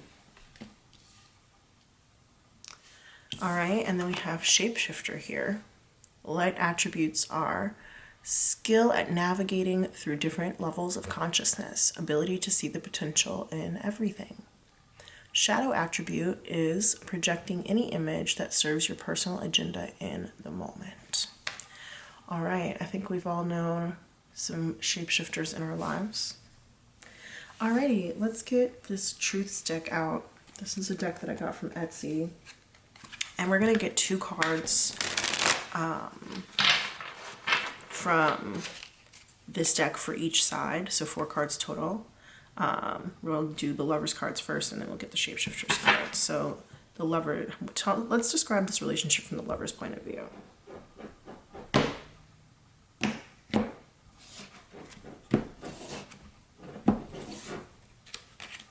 We've got responsibilities. Interesting. It's an interesting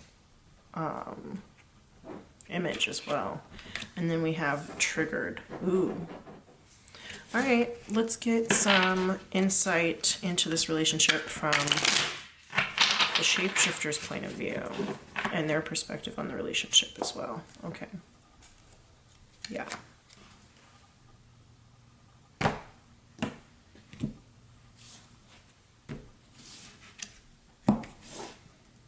All right, we have surprise. Interesting. Okay, surprise. And then we have sneaky. Okay. I'm going to go ahead and put this deck over to the side until we're ready for it. All right, so I'm actually really not surprised that this energy came out for the shapeshifter at all, because shapeshifting by nature is a sneaky thing to do, right? They said like projecting any image that serves your personal agenda in the moment and being able to go through different levels, through different body types, through different personality types, whatever. It is inherently a sneaky thing. And you would be surprised when a shapeshifter shows up in a place that you don't expect them to be, right? I never thought I would be saying this, but like I truly believe that shapeshifters can be real, because I've looked into somebody's eyes and it's like, how do I recognize you as somebody else from my past? Like, you have the same eyes as somebody who I already know, and yet I don't know you. It's a very freaky feeling. It's very weird. It's happened to me a couple of times in my life with the same person, where I just like recognize that person's energy in another person. And it's very off-putting. It is very surprising. This phone makes me wonder if this person has been checking up on you. This also gives the idea of like cheating energy. Okay. Since we do have like, it looks like 2 people, you know, in the same bed or something like that, and one person on their phone. Of course, you never know. People can just be on their phone in bed, but cheating energy is here. But now I'm seeing surprise, and it's like maybe they're just planning you a surprise party. Maybe they're not cheating on you. Maybe they're just planning you a surprise party. You know, it's funny that triggered came up, because as soon as I like started talking about the shapeshifter, I personally, like, I felt triggered. So that energy here is just like funny to me. I think that the lover, the responsibilities is like very interesting here. I'm going to touch on that in a second, but the lover really wanted or wants some sort of attachment. And I think that the shapeshifter, just by nature, is very detached by their ability to like move and shift and change is very, very detached. And I think that the lover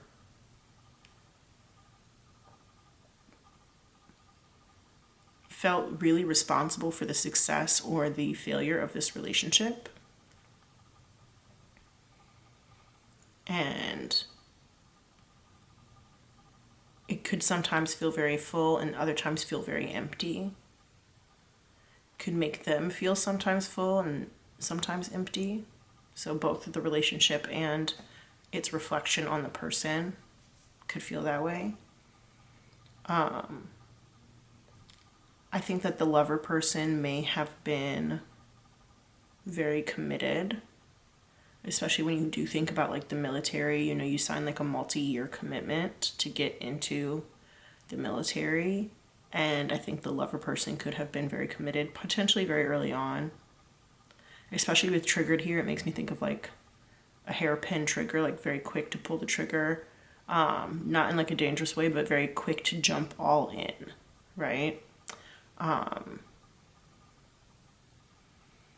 But I think also that the lover is giving me kind of, it's interesting because I'm getting both like very committed, but also very like runaway kind of energy at the same time, which is like energy that is reflected in this tree, in this dichotomy of this tree, right? We've got like two totally separate sides. And the runaway energy is like,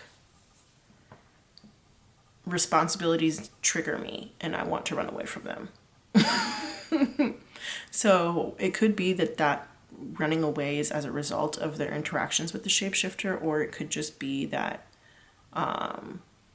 maybe the shapeshifter's lack of responsibilities was attractive to the lover as well.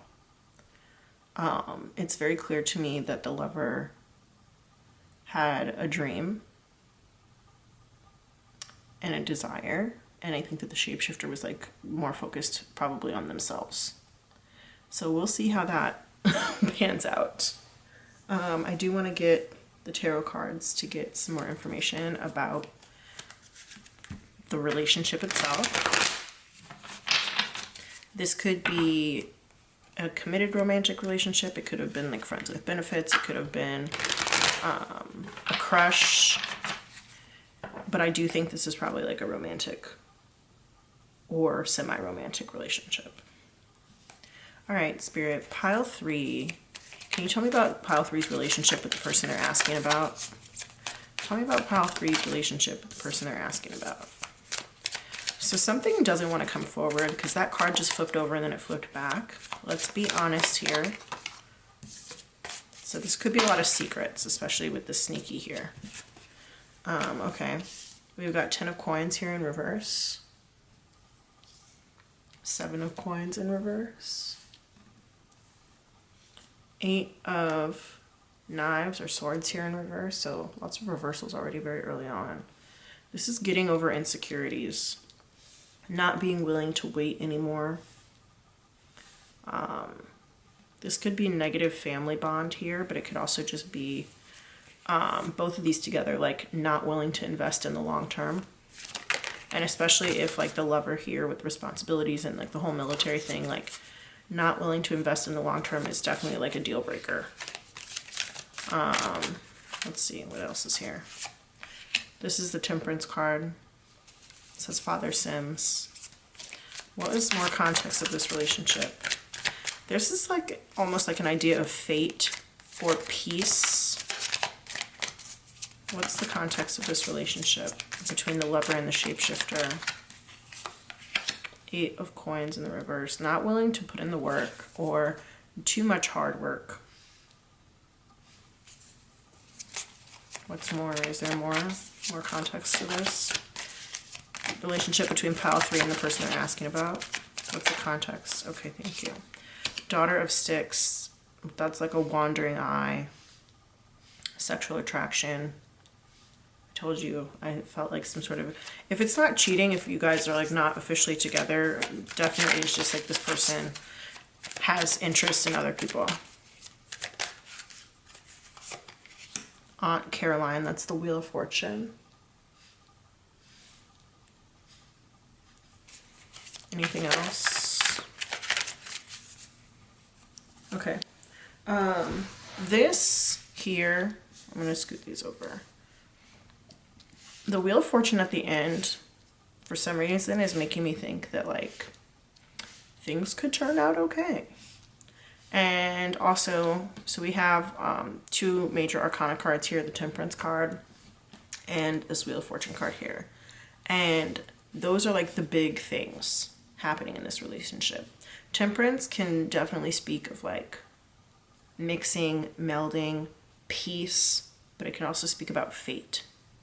And this Wheel of Fortune coming here after the Temperance, and especially being in the upright, makes me think that like things could end up on an upswing between these two people. I don't want to give anybody false hope. That's not what I'm trying to do here. That's not what I'm trying to say. And an upswing does not mean that you guys are going to be together. It's not what it means. It just means things could get better between the two of you. But I am seeing a lack of investment here. I'm seeing a lack of wanting, of putting in the hard work.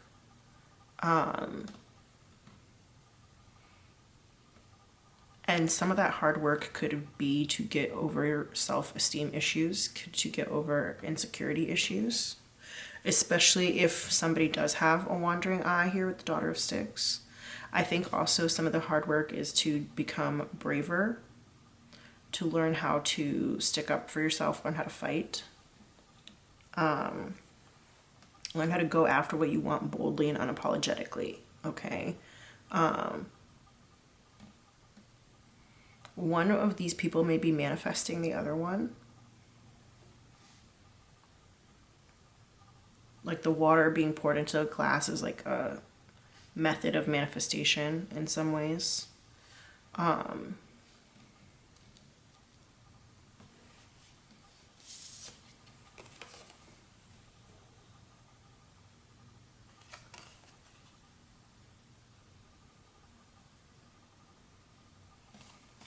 I feel like one or both of these people did not see a future with the other one.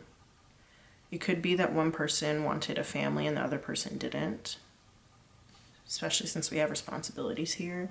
It could have been that the existing family was not a fan, was not wanting to invest in whoever, in one of these people. Like, let's say that the shapeshifter's family, for example, maybe didn't like the lover person, or the lover's person's family didn't like the shapeshifter. I think in the end it kind of felt like planting seeds in unfertile ground. It could be that somebody's literally unable to have children. One of these people is impotent or infertile and is unable to have children. Money could have something to do with this here too, because I just keep being drawn to like the actual coins here on the table. Can you guys see that?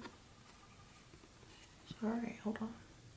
These coins here on the table, I keep being drawn to them, and this makes me think that money is a factor. It could be like this idea of generational wealth was lacking or was important in some way. I think that even if both of these people end up alone, there is going to be a big payoff, okay?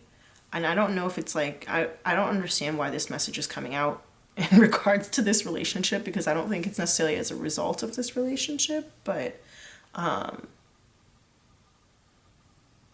feel like one of you guys is gonna end up being like a self-made millionaire or something like that. I'm just getting that for some reason. Yeah, and it's like maybe the money that you didn't have, or the money that you wanted, the money that you didn't have is going to end up like, you're going to end up blowing them out of the water or whatever. I don't know. That's an interesting thing that's coming to me. I want to see if there are any more cards that want to come out. Are there any more cards that, oh, there we go. I knew it. I was like, this can't be the only thing, because this message is weird. I was like, this message like barely seems like it has anything to do with these two people together, to be honest. And it's like, maybe that's kind of what it is like you guys might have been fated to meet each other, because I did say in the beginning of the, like in the very beginning in the intro, like you should have met this person like at least once, or like even if you are online friends, you should have like interacted with them in a way that's like personal, right? And it might be that like the two of you guys are very individual, and that's why I was like, this message doesn't really make sense. Like, you guys might be very individual, but you were fated to meet somehow, but it ends up like catalyzing you or pushing you towards a deeper greatness. We have the Four of Baskets in reverse versus the Four of Cups in reverse. This is an invitation you should take. And invitation is funny because it makes me think of, like I said, like there could be like a surprise party. It's an invitation you should take. This is the Emperor. This could be to start your own business. Or it could be like another person, maybe who is husband material or something like that, wife material. Ace of Knives in reverse. Dim Bones, that is the Judgment card. This person always makes me think of Kelly Rowland. I kind of feel like she looks like Kelly Rowland. Do you guys think that? Can you see that? Oh, why is the focus so bad on this camera right now? It's weird. Okay. Anyway, we've got the Ten of Sticks and the Three of Baskets. Okay, so I kind of feel like you and this person could maybe end up being friends. If you're not friends right now, you guys could maybe end up being friends. I feel like a decision has been made. You guys might not be talking right now with this Ace of Swords here in reverse.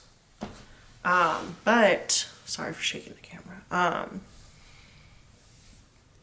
A judgment could be made that it's like necessary to move on, and you guys could end up being friends. That's interesting. So it might not have started off as a friendship. It might have started off with one person like very intensely obsessed with the other one. Somebody might have had an idea that the two of you guys were like meant to be together, especially with this Temperance card here, the fatedness. But I think the other person just didn't see it that way. The shapeshifter person didn't see it that way. And the shapeshifter person, I think, was very interested in other people. Meanwhile, the lover person was like very committed to the relationship between the two of you. But yeah, I do see family issues here. I do see communication issues here.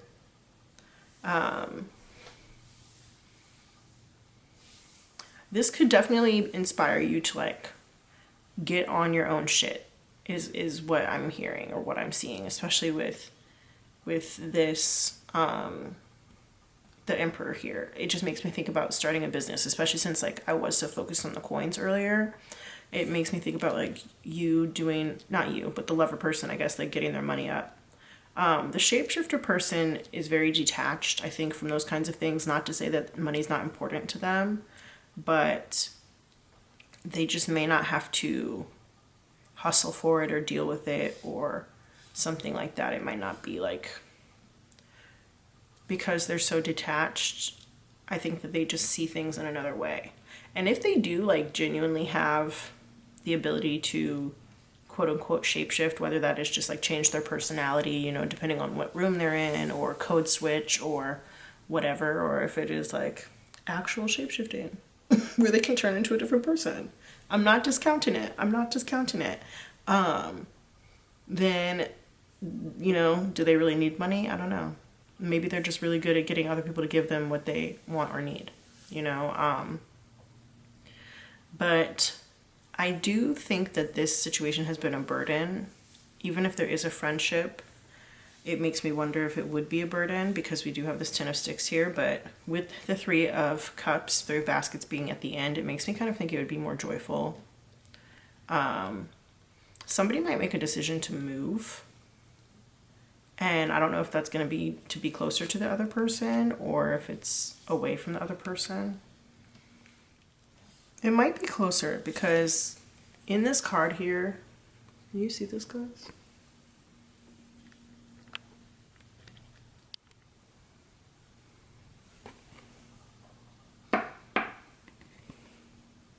Okay, I'm sorry, you guys. I just realized this guy's face right here was like causing my camera not to focus. I was trying to figure out what the heck is going on.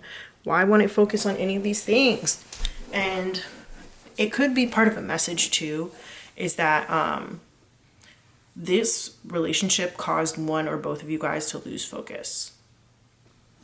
And that might be with like the responsibilities thing that I was talking about, like wanting to run away from responsibilities, like could have caused the lover person in particular to lose focus on what they wanted and what they were doing, especially if the obsessiveness kind of took over everything. And with this Ace of Knives here in reverse, it makes me feel like not only are these two people probably not speaking, but there's probably like a complete lack of mental clarity as well. But I do think that clarity was gained, whether it was through another person, like asking somebody for help, or if it was just like getting the judgment back. But I think that these people have probably since moved on. I am wondering if one person is going to move closer to the other though, because it's like this old lady, she's like pointing in this direction, and the direction is towards a friendship with this Three of Cups here. So it kind of makes me think like a physical move could happen and these people could end up being friends, or it makes me think that they could emotionally move on. But I'm hearing that that song The Weight by the band, where they're like, take a load off Annie, take a load for free, take a load off Annie, and put the load right on me, right? So I'm kind of feeling like this friendship will end up lifting some sort of a weight off of you, or this move could end up lifting some sort of weight off of you. That could also be literal weight, I guess. Or like weightlifting, you guys could end up being like gym friends or something like that. That's a silly way to interpret it, but I guess it's true. This relationship is confusing because these first several cards that came out, like when I say like they literally did not make sense. I was like, what is going on here? What is going on here? I was like, what is this? I promise you guys the other readings were not like this. And I know we're going to get into the channeled messages soon, so that will give us a lot of clarity, but oof. I see why you wanted to come to this reading, because what the heck? Literally, what the heck? Okay, let me see. What else do I need to look at? Okay, so this Emperor card has been kind of confusing me because on one hand, like I was talking about before, this could be a business owner, but on the other hand, this could also be like a husband. This could also be somebody who's like really helping to guide you in life. This could also be like a boss, I guess. And I guess a business owner, if you are the business owner, you're also the boss. And if you're seeing this reading and you have like an idea for a business that you want to start, or even if it's just like a side hustle or something like that, then, you know, go do research about it and go study it and see if it's something that could actually work out for you. Especially if it came to you as a result of like your relationship with this person. Okay.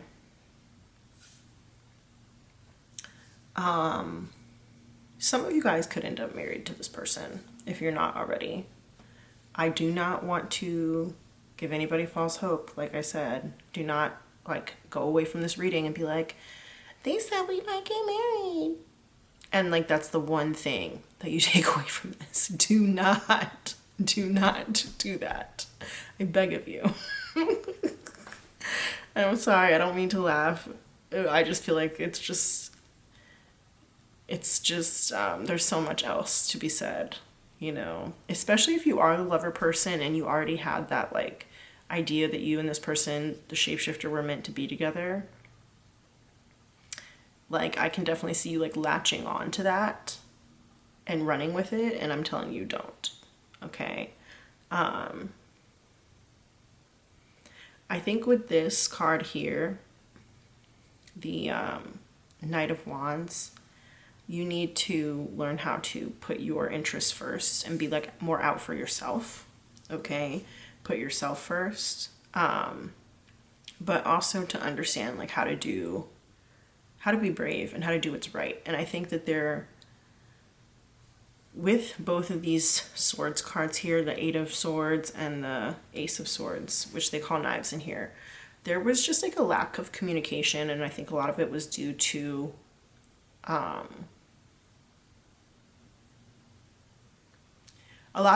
insecurity, and maybe you didn't feel brave enough to talk about the things that were kind of keeping you guys held back in the past, whether that was money or wanting to invest in each other, or yeah, I kind of feel like those are like the things, like money or wanting to invest in each other. And when I say wanting to invest in each other, I mean emotionally, but now that I'm thinking about it, it could have even been like in a professional sense. It could have been in an actual physical monetary sense. Sorry, y'all. But I was just saying, like, if you're in some sort of partnership, whether it's work or love, and you're doing all the heavy lifting and the other person is just, doing the little stuff, if it's basically like you're single or like you're doing it all on your own, then you might as well just actually do it all on your own. And I think that you would be better off for it. So, like, for example, if you and this person were working together on some sort of project and they're barely doing anything, then you might as well just be like, you know what? I actually feel like I want to do this project by myself. I wish you the best of luck, so bye. And then you go do the project by yourself and your name is on it, and then they have their own separate project that has nothing to do with you. And if that happens, then you actually would end up being better off, I think, because of it. And I think you'd end up surpassing them in a lot of ways. Yeah. All right, I'm trying to see like from the shapeshifter's perspective through these cards, because I feel like I've been reading from the lover's perspective through these cards. And I'm getting that the shapeshifter person, it's interesting because responsibilities came up over here on the lover person side, but like I keep getting drawn to this Emperor card, this John Horse card, and the Emperor is nothing if not responsible for everything, right? And they're also very wealthy. They're also very, a lot of people want what they have. But I feel like this shapeshifter person feels responsible for the lover person in some way. I don't get it in particular, but the shapeshifter person seems to feel responsible for the lover person in some way.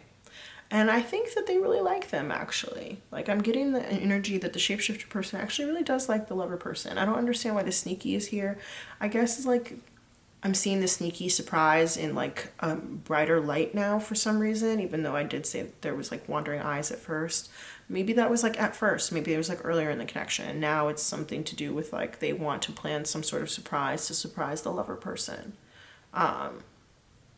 And it's interesting because I think the shapeshifter has done like a 180 on how they feel about the lover person since the beginning of this relationship. And it seems almost like they have some sort of, I want to say they almost have some sort of hope now, especially with the Wheel of Fortune in the upright here. But if they do have hope, it might be a very thin sliver of hope, because this to me seems like it could be a no contact connection. Like, you might not speak to this person. You might not know, what's going on in each other's lives at all. I wouldn't be surprised if the shapeshifter was doing divination on the lover person. Whether you identify more with the shapeshifter or the lover person, for this reading in particular, I'm not speaking about this reading, I'm just speaking about in general. They might be trying to find out what the lover person is doing, and they could be asking other people, or they could just be like, you know, doing divination forms to try and find out what the lover person is up to. And they may be the one actually who is planning to move. That's interesting. And I'm actually getting that very, very strongly. Yeah. Okay, guys, I'm going to go ahead and move into the channeled messages now because I just feel like it's time to do that. So, we are going to use both decks. We're going to use the Alice's Romance Oracle deck from Love Exists Visions. Like I said, shout out to my girl Alice. Love her. I don't know her personally, but love her videos. Okay, let's see. What would the shapeshifter person say to the lover person? I'm getting lost in the memories. Okay. What would the shapeshifter person say to the lover person if they could say anything? What would the shapeshifter person say? So there's something secret that they want to say, which makes sense with sneaky, but I only take the ones that come out face up. Say it with your chest. You are the reason I keep going. Interesting. Okay. What would the shapeshifter person say to the lover person? We have so much in common. Okay. What would the shapeshifter person say to the lover person? I secretly admire you. There we go. Okay. Let's go here. What would the lover person say to the shapeshifter person? What do I need to know? What would the lover person... Okay, there we go. We've got I don't know what to do and sorry for the way I handled things. Interesting. So very kind of different energy here on the lover side. What would the lover person say to the shapeshifter if they could say anything? What would the lover person say to the shapeshifter if they could say anything? I want more than what we have. Yeah, definitely. And reach out to me, please. So the lover person is definitely not willing to make the first move. With reach out to me, please being there. Maybe they were making the first move a lot in the past. They might have been the person who was doing most of the work, like I was talking about. So they would rely on the shapeshifter person to reach out to them. But wanting more than what they currently have, or maybe even what they had in the past. All right, I'm gonna use my deck now that I made. Let's get into this. It's like a big hefty deck over here. So let's see what we can get.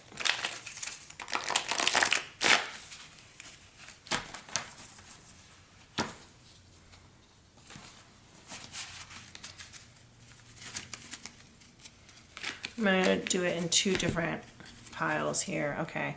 What would the shapeshifter person say to the lover person if they could say anything?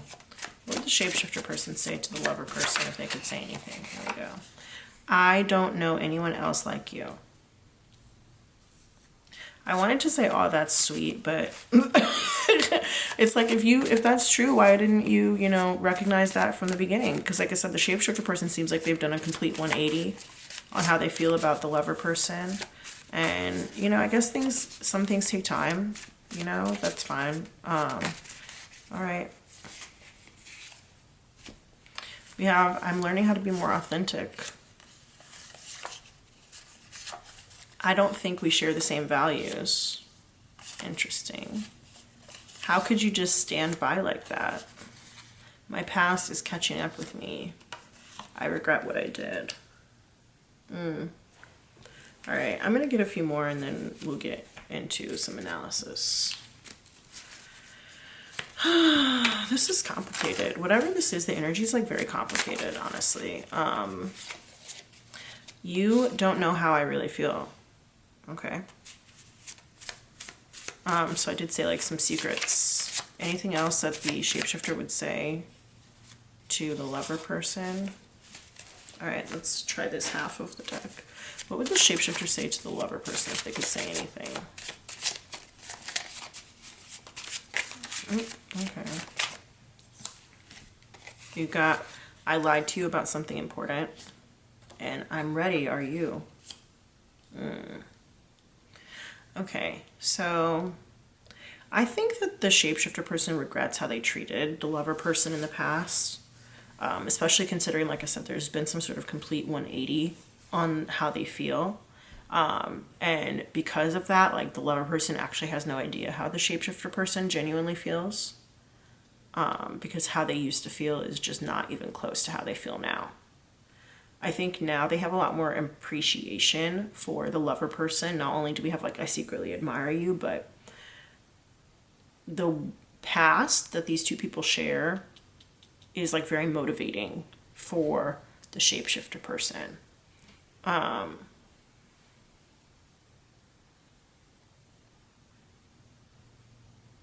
I think when I say like the past that they two share, I think that's part of what's catching up with them, because they're now like thinking about the past and are thinking about things, and it's starting to affect how they handle their day-to-day life now.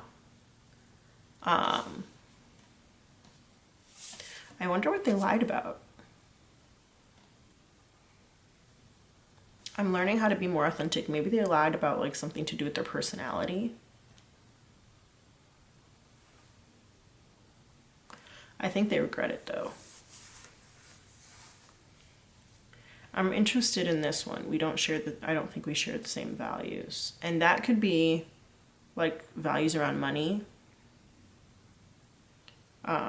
Could be values around class, because I was so caught up on the money on the table here, and like money and value sometimes can be interchangeable.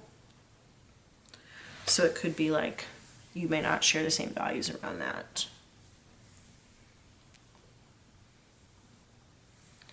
All right, I want to see if there's more, because it just feels like this isn't enough. Like whatever the shapeshifter person wants, like I said, like the way they feel about the lover person is very different, but it just doesn't feel like they're giving enough. I can't wait for the next chapter of my life. Okay, like is that going to be with the lover person? Is that what you're hoping? Is that just like in general? Because like I said, these two people, like they are very individual. So, you know, if this is a no contact situation, it's like, okay, I did say that this person may be moving, and so if that's the case, like if they're moving closer towards the lover person, the shapeshifter, like they may be really excited about that. But that is not going to be for everybody. That's not a message for everyone. We have, I feel guilty. Okay. All right, we're going to move on to what the lover person would say to the shapeshifter if they could. Give this a quick little shuffle. Give this side a quick little shuffle too.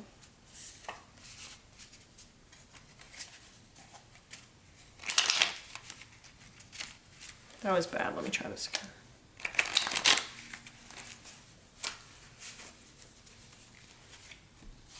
All right.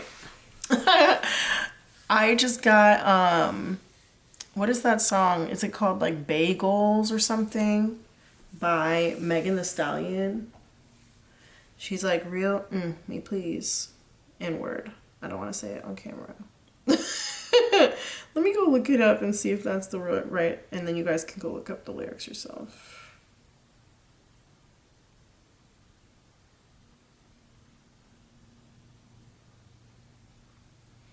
Yeah, okay, so this song called Bagels, B-A-E, Goals by Megan Thee Stallion is coming up right now. Sorry for shaking the table, you guys. Yeah, so this song called Bagels by Megan Thee Stallion, B-A-E, Goals, is coming up right now. And I kind of feel like that's how the lover person feels. I'm insecure about my appearance. Interesting, okay.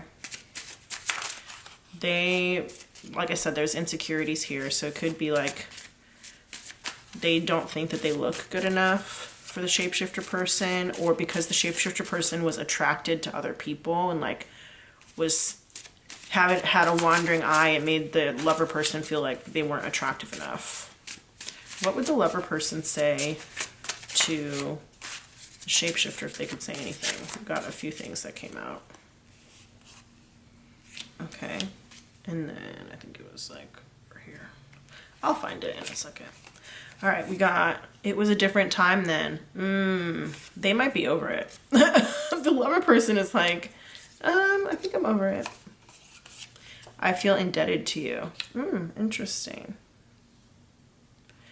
And that could be about the money too, like literally in debt. It could be about that. Please, please, please let me get what I want. So I feel like this person, the lover person, has been like pining over the shapeshifter person for a long time. They may not be currently pining over them, but like they did. And it's like this idea of like, oh my gosh, it would be so cool if I could finally just get what I want. That would be so amazing. And that's why I said like, don't latch on to the whole thing where I said like, in some instances, not every single one, in some instances, these two people could end up getting married. Just because somebody gets married does not mean that it's going to be a good marriage, first of all. Let me just say that. Secondly, don't latch on to false hope. And I'm not trying to give anybody false hope in any circumstance. There was one that flipped out or flipped over, but I missed it and I wasn't able to get it. So hopefully I'll see it again in a second, but we'll see. If the lover could say anything to the shapeshifter, what would it be? Let me do it in smaller piles. If the lover could say anything to the shapeshifter, what would it be? I want you to forgive me. Interesting. Okay. Maybe the lover person did something to the shapeshifter. Oh, there's the one that I was looking for too. We have, you're projecting onto me. So they could be, the lover could be feeling the shapeshifter's energy like a lot. I'm feeling petty.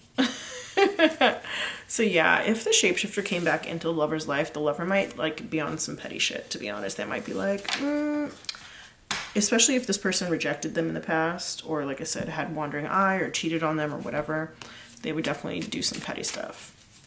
All right, what would the lover say to the shapeshifter if they could say anything? Whoa, whoa, whoa. Part of me doesn't even want to take that, but I'm guessing, should I? Okay, I will. That's kind of crazy. This is a crazy amount of stuff. I guess the lover had a lot of things to say, but they couldn't say to the shapeshifter. And that makes sense with this Ace of Swords being in reverse here. And here we have, sorry for the way I handled things. I want you to forgive me. The lover obviously did something. We don't know what it was, but the lover did something that made them on some sort of like a lesser level than the shapeshifter in some way, because we have, I feel indebted to you. And if the shapeshifter is the one who is going to give the forgiveness, right? I wonder if they even have like memories about this. But we do have like, I don't think we share the same values, and how could you just stand by like that? So maybe they do remember, but it might not be like big. I don't know. It might not be big in their eyes. We have, why don't you love me anymore? Okay, insecure. And if this is you, I'm sorry, I'm not like making a dig at you. This is like what spirit is telling me to say. I'm unhappy. There are more important things. So I think that the lover has now come to the conclusion that there are more important things in life than the relationship between these two people. And I think at one point the relationship between these two people was the most important thing in their life, and now they've come to this conclusion that there's more important things. I'm struggling with my mental health. I would do anything for a check. Okay. Yeah, there's some sort of like money situation here, and like whatever the lover person did could have been for money, and I think the shapeshifter person doesn't have that value, where they're like, well, I said it before, like maybe the shapeshifter person doesn't need money in the same way that the lover person needs money, because the shapeshifter has the ability to change spaces, change faces, change personalities, whatever. And because of that, like they wouldn't do anything for a check. And I think that they don't share that same value. The lover person is saying it's too late. They're saying, my privacy is very important to me, especially if the shapeshifter person has been doing divination on them. I think the lover person feels it. They feel it. Let's start over. Girl, what is going on here? It's too late. Let's start over. Interesting. I wonder if the let's start over is like to be petty. I don't know. I'm worried you don't feel the same way. So I guess the lover person still has some feelings for the shapeshifter. I need your support. My family loves you. So if anybody's family was the problem, I guess it's the shapeshifter's family. We've got, there's something important about me that you don't know. Okay. My family is getting in the way. All right, well, that's confusing, but sure. There could be some, when we say like there's more important things, it could be something to do with their family. It might not be about their family and this person specifically, but it might just be like a family situation is getting in the way of that. All right, this is serious to me.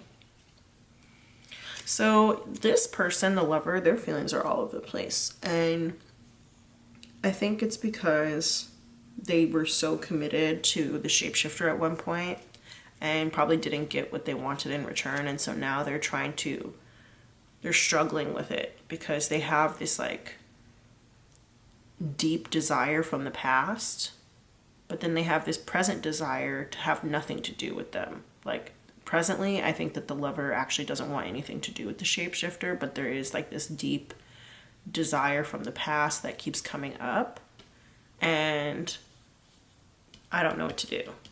There we go. They don't know what to do. Because part of them does, like, if the shapeshifter did reach out to the lover, they would be, one, very confused, but they would also be like, okay, I'm serious about this. And I kind of feel like the shapeshifter would be like a little bit serious too, because they're like, I'm ready, are you? I can't wait for the next chapter of my life. It's weird. It's weird because the shapeshifter is like looking at this, like, I don't want to say so optimistically, and to a degree it is optimistic, but it's like, I kind of feel like they're still even taking the lover person for granted. Like, if let's say that the shapeshifter person did move, and they moved and they're closer now towards the lover. Like, even if you guys live in the same city, now you guys live in the same neighborhood or the same block or the same apartment building or whatever. If you don't live in the same city, maybe they're moving closer to you or to your city or whatever. And I feel like they're just taking for granted that the lover person like want to hang out with them, and the lover person would like want to be friends with them. You know, I almost feel like the shapeshifter doesn't really see like the real reality of the situation, and I'm getting creeped out vibes right now. So I'm gonna light us a Nag Champa for some protection. Spirit, please protect pile 3 from any like creepy vibes happening here. Since we do have like my privacy is very important to me. You know, we don't want any like, especially if there's somebody who's coming to like be close to you, we don't want any like weird vibes. Okay, we don't want any weird vibes. So please protect pile 3, all the people who are watching pile 3, and also me, the reader, protect me too. Thank you. Thanks, Spirit. Yeah, we don't want any like weird vibes going on, because it's like, I kind of feel like the delusion switched sides. Like, I think that this person, the lover person, was delusional at first, and now the shapeshifter's kind of delusional, that like things can either go back to the way that they used to be when the lover used to be really into them and really committed to them, or that like they're gonna show up back in the lover's life and everything's gonna be cool and dandy and fine. Meanwhile, the lover is like, their brain is like scrambled. And I said before, like, we were having issues with the focus. I think that they finally learned how to focus again, and now like if the shapeshifter came back in, it would cause a lot of issues for them, which is why they're like, this is serious for me, and you already messed me up. It's too late. I don't know what to do. Yeah, I'm sorry I hurt you. Let's see where this goes. I'm sorry for ghosting you. I'm drawn to you like a magnet. Yeah, I can see that. I do not respect you. Sorry. I feel like the love is fake. Drake fake love is coming up. And I think that this person feels that way because like they did have such deep feelings for the shapeshifter at first. And so it's like, if you're doing a 180 now, I kind of feel like it's fake. Like, why now? You know? And like, I don't respect that choice. And like, I'm worried that like the depth of love that I had for you, like you're not gonna ever be able to reach that for me. And part of it is because they're insecure about how they look, but I think the other part is like, maybe they know deep down that these two people don't share the same values. It's only up from here. I want you. I'm trying to get my mind right. Yeah, you see how cluttered this person's mind is compared to this person? And like, this is wild. I understand the choices you made. Stay in your lane. I came back for a reason. Okay, yeah. The lover person has no idea how to handle this situation. I honestly don't even think the lover person is like equipped mentally to handle this situation. And I'm not saying that there's like mental illness or anything like that. I think that they literally just like, if they saw the shapeshifter person, they would shut down. Like their brain would like shut down. They'd be like, is this real? I don't understand what to do. And that's part of the reason why they have some of this like push away energy, and why they like maybe ghosted them in the past, because like they shut down. They didn't know what to say. Yeah. Let's see if anything else comes out for the shapeshifter. If the shapeshifter could say anything else to the lover person, what would it be? If the shapeshifter could say anything else to the lover person, what would it be? I'm excited for our future together. You should have told me earlier.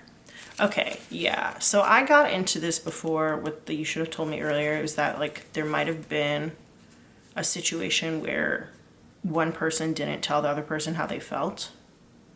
And I feel like the lover person didn't tell the shapeshifter how they felt. And if that's the case, then the shapeshifter's like, you know, you should have told me earlier.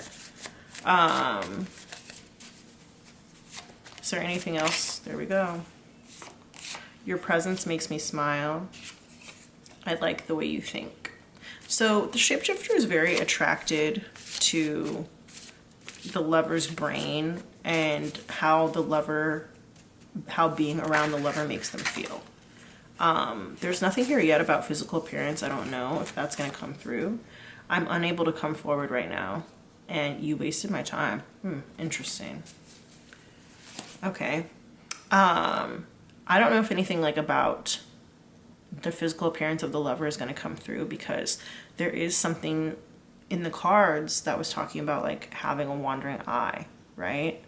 And I said that the lover was apologizing for something. There was something that they did that showed they don't share the same values as this shapeshifter person. And I think whatever it was that they did is like why the shapeshifter person feels like their time was wasted. And even if they do want to make some sort of move, there's something stopping them from doing that. But they do like they like the lover now. But the question is, what for? Why? And it ended in friendship here for most people. Even though for some people there is a possibility of some sort of commitment or like a marriage or whatever. Like I said, these are two individual people, and I think that ultimately the lover is going to take the lessons learned from this, and they're going to do something on their own that's going to bring them fortune, possibly even fame for some people. Bring them fortune, bring them something solid in their own right. And the lover definitely has or will realize that they do not need the shapeshifter for anything. I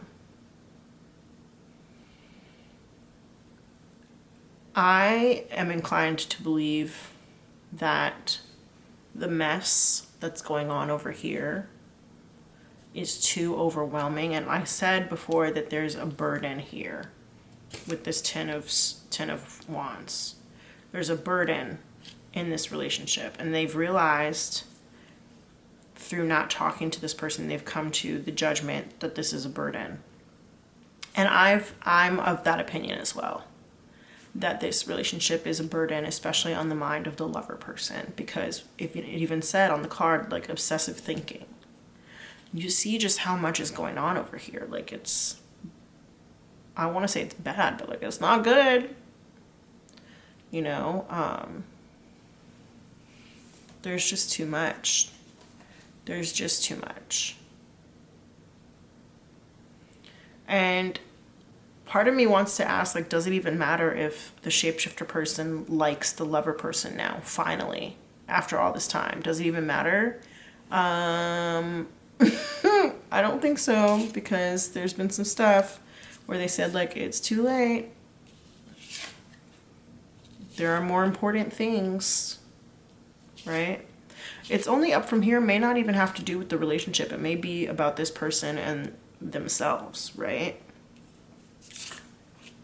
And then, like, stay in your lane. It's like a warning. Like, leave me. I'll do me, you do you. And even if they do want the shapeshifter person, this hurt is never going to go away. Why don't you love me anymore? That hurt, I don't think, is ever going to go away.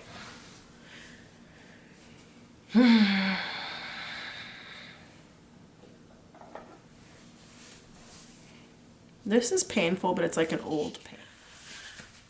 All right, so, you know, I can't say that the lover person is unhappy in general. I think they are unhappy with the way that this situation turned out, even if it was kind of like the kick in the butt that they needed in order to get to that next level of life.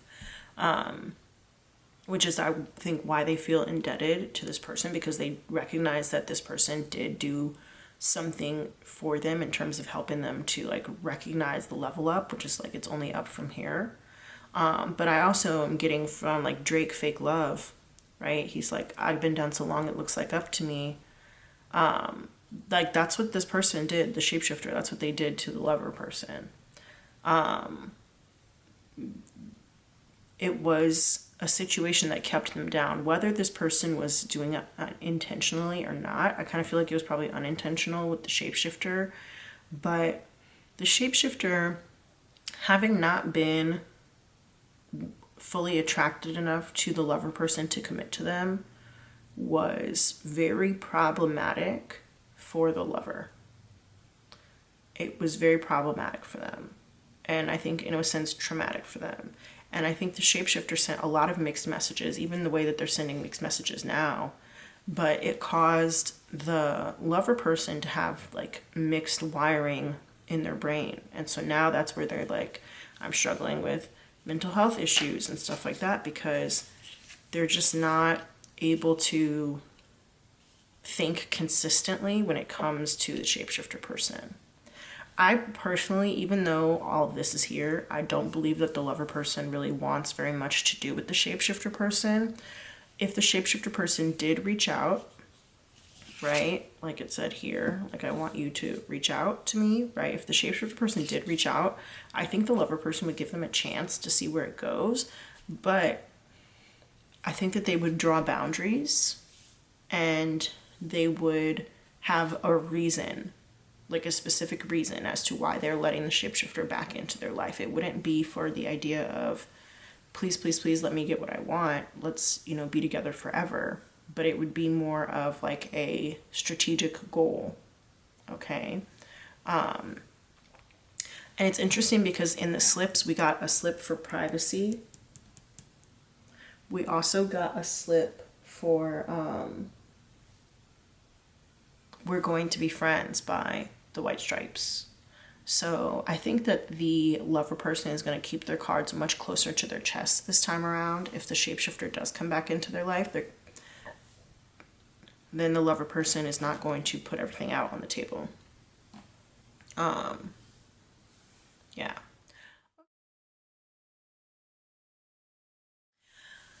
Hey guys, I have like a little afterthought. After I get done with each reading, I like write down all of the cards that came out, and as I was writing these down, I realized that, you know, shapeshifters, they can change. They could just be like the type of person who changes up their look a lot.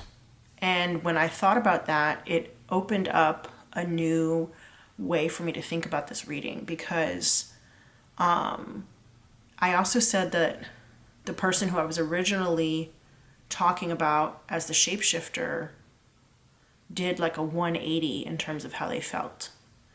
And what I actually think happened here is that the original shapeshifter became the lover person. Not like physically, but like they took on the attitude of the lover person, the one that the lover person used to have.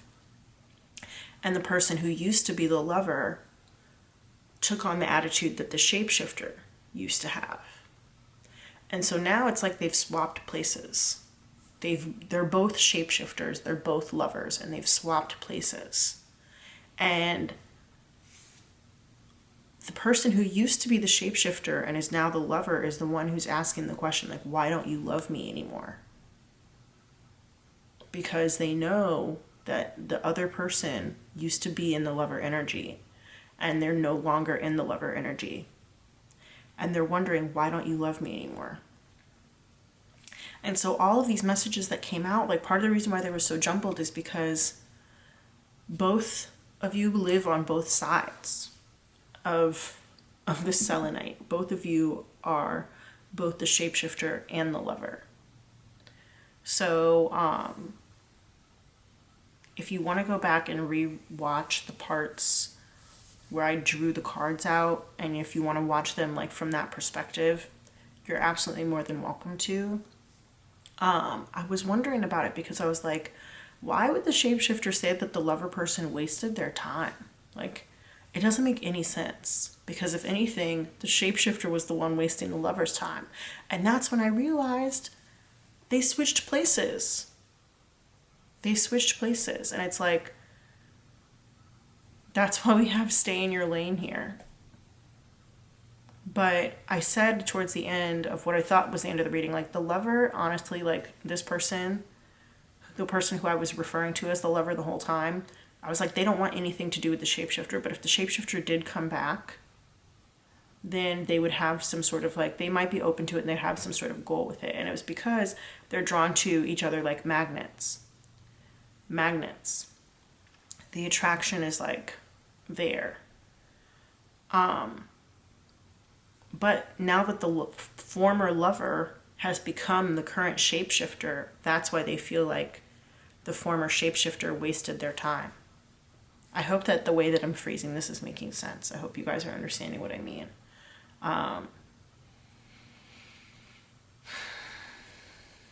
Yeah, the former lover, who's now the shapeshifter, they have a lot of regret about the way that they handled things.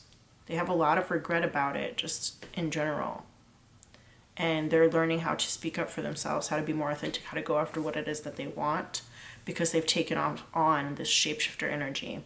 And the former shapeshifter has moved into the space of wondering where the former lover is, wondering what they're doing, wondering all of these things. And it's just interesting. Like, they totally swapped places. They swapped places, and it's like, it's crazy how that happens. Yeah, okay. I just wanted to add that in there. I hope that it makes sense, you guys. If not, let me know down in the comments and I can clarify it for you. Okay, pile 3, I'm going to leave this reading here. I know it was confusing, but feelings are not always super clear cut. So maybe we'll see this energy come up again, but I hope you enjoyed it. Definitely comment down below. Let me know which person you were, if you were the lover, if you were the shapeshifter, and a little bit more about the situation. I would love to hear it because, I love the tea. Don't forget to hit the thumbs up button and to subscribe to the channel, and I'll see you in the next one. Bye.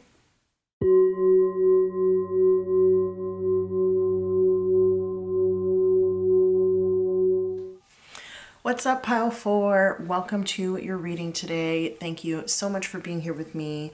I am excited to do this reading for you. I apologize if the lighting looks different. I'm doing this at a different time than the other piles, but let's go ahead and get into it. Of course, as usual, we're going to get our identifiers first. So for those of you who are new to my channel, I like to confirm that this is in fact your reading before you spend your precious time watching it. If you already resonated with the Pride Tarot, this deck right here, then that could be confirmation enough. And there is a timestamp down below for you to skip over this part if you don't want to watch it. So you're more than welcome to skip to the actual reading itself. But for those of you who like the identifiers, I welcome you and invite you to watch this with me. So the way that this works is that I have these slips in this bowl, and we're going to swirl some of them out, and whatever comes up on the slips, at least one of them should be familiar to you, could have shown up in your life recently, even if it was just in passing, or it could be significant to you in your past somehow. So, for example, if there is like a movie that comes out, maybe that used to be like your favorite movie when you were younger, or maybe you watched it recently or somebody was speaking about it recently. Also, since this is a reading talking about channeled messages from somebody else, it could be that that movie is associated with that person. Maybe it's like their favorite movie, or they watched it recently, or they have like a poster in their house about it or something like that, right? So just to give you an idea of how you can apply these. All right, Spirit, my people who chose Pile 4 for this message, who chose the Pride Tarot in this channeled message reading, who are they? Who are my Pile 4 people, Spirit? Who are my Pile 4 people? Pile 4 people. Anybody else in Pile 4, Spirit? While I'm doing this, go ahead and hit the thumbs up button and subscribe to the channel so we can be more connected. Is there anybody else in Pile 4, Spirit? Anybody else in Pile 4? Anyone else in Pile 4? Anybody else in Pile 4? Okay, I think that's it. All right, so this is actually more than most of the other piles have had. Most of the other piles were much smaller with their identifier packs. So let's see. We might have a lot of people in this one.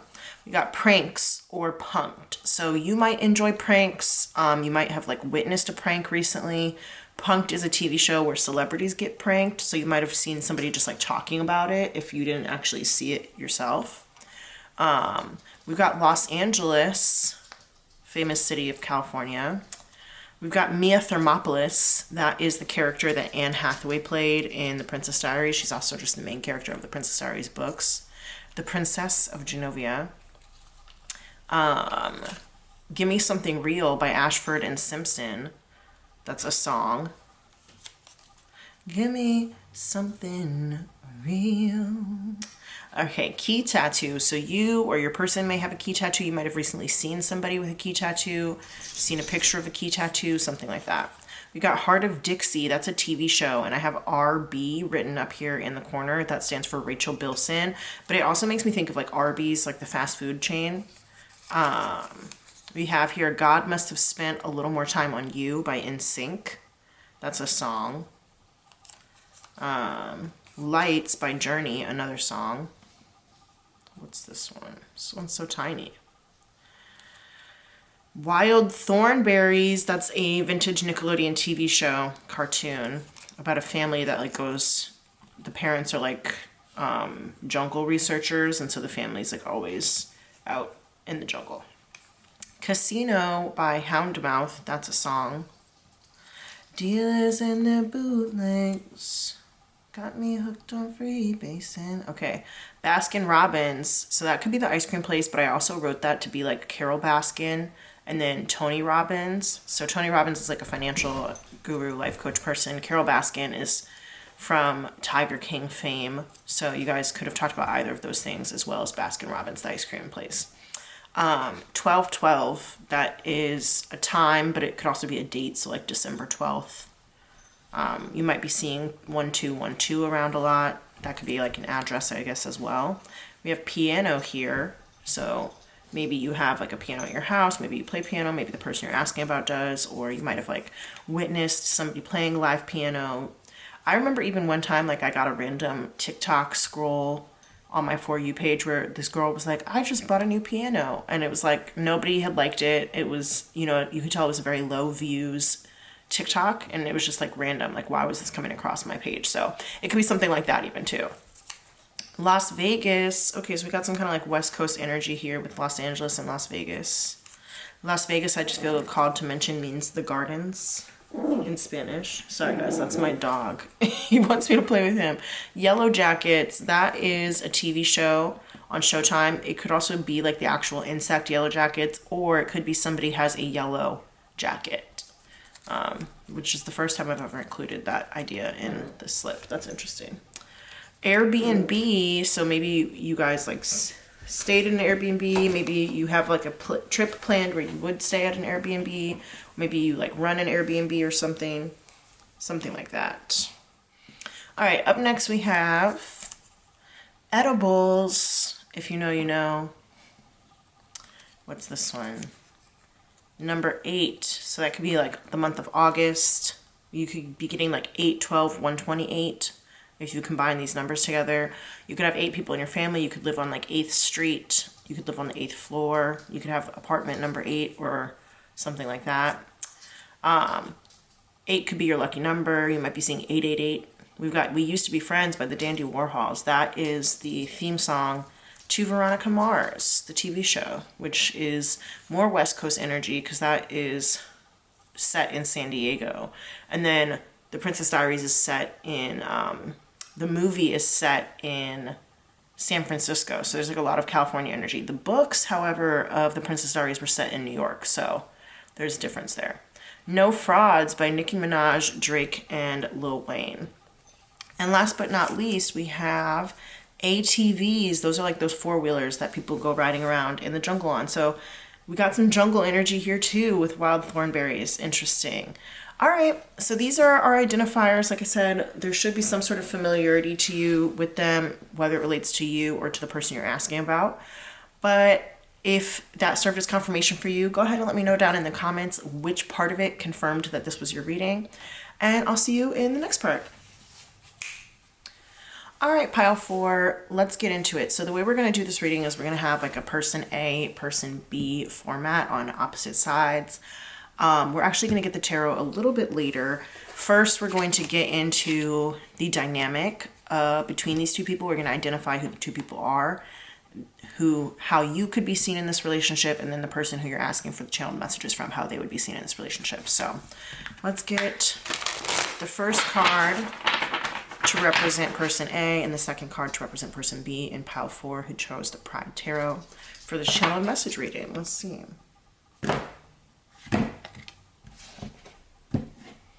That song Casino by Houndmouth is like really coming up right now. Whoa. That's crazy. That's literally insane. I just kept thinking like the first few lines of that song. If you don't know it, go look it up. But like we literally, did you guys see that? We just got Gambler.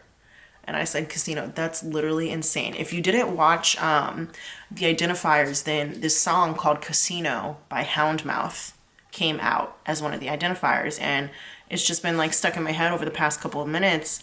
And it like very clearly came out. So one of these people may have some attributes of a gambler. They could like to take risks. They could be kind of spontaneous. We have here willingness. The light attribute is willingness to follow intuition even when others doubt you. The shadow attribute is relying on luck rather than hard work. All right, so that could describe one of you guys. And then the second person is engineer. Okay, so this person is definitely a lot more like logical facts and figures. Gambling, it depends on the game. There are statistics that can be applied to gambling, especially in something like poker, which for some reason I just wanted to say a sport like poker. Poker's not really a sport, it is definitely a game, but you know, there are professional poker players. I don't think there are professional like craps players. I don't think that there are professional roulette players. So I don't know why the word sport just came up, but also like sports betting, right? Maybe that's one of the things here too. So there are statistics that are involved in some forms of gambling, like horse racing and things like that. But the engineer here person, they definitely seem like they are more about trying to find ways, like I just thought about like cutting costs, trying to find ways to improve systems. They're not necessarily going to be all about like losing money willy-nilly. Whereas the gambler is much more of like a high risk, high reward type of person. And the engineer seems like they would be trying to minimize risks and maximize rewards. Okay, so that's the energy that I'm getting here. And I'm going to use this other deck. It's called the Truth's Oracle. I got it off of Etsy.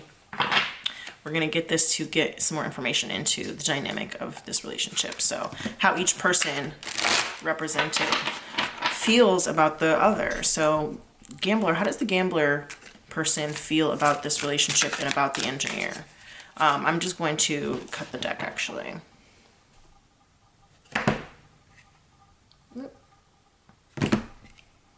Here we go.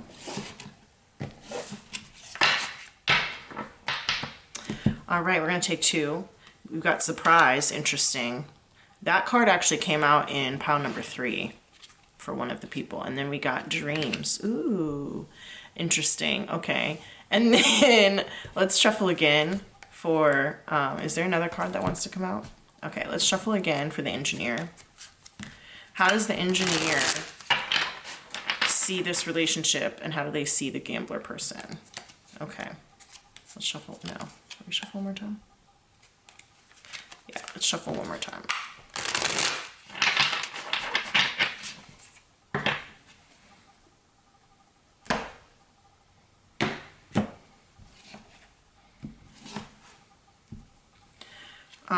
Intimacy. Okay, let me go ahead and move this to the side for now.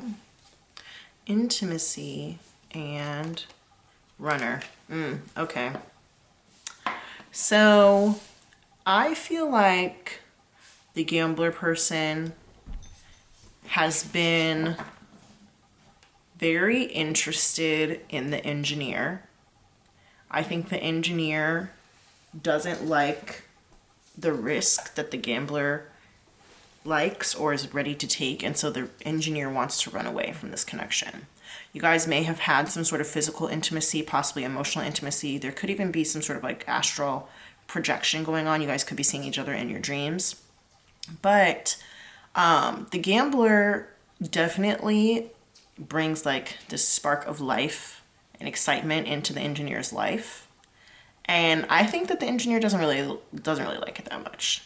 They might have liked it a little bit at first, but like it's even interesting, like these 2 figures here have kind of similar body language. You see that? Do you see what I'm talking about here? Kind of similar body language. And so I think that the engineer is like afraid maybe to admit that they and the gambler share more in common than they would like to acknowledge. And I even kind of thought that at first when I got the 2 cards just by themselves, the gambler and the engineer, because I was like, these are both people who could deal with, you know, statistics and stuff like that. And I think the main difference in terms of, aside from rather than the like risk-taking aspect and like the willingness to be spontaneous, which we got here with surprise, is that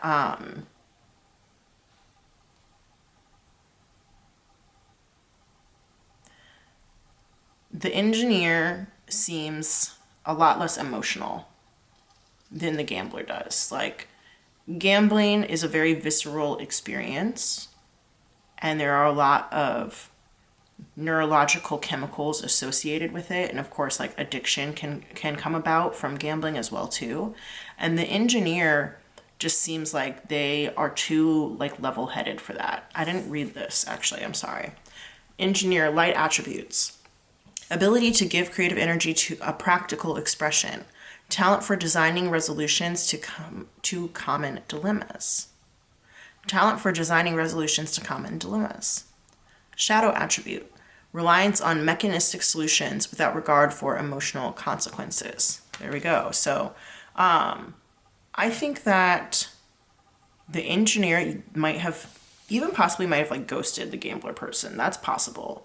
They might have been like, it's just easier to do this than to like do like a full-on breakup.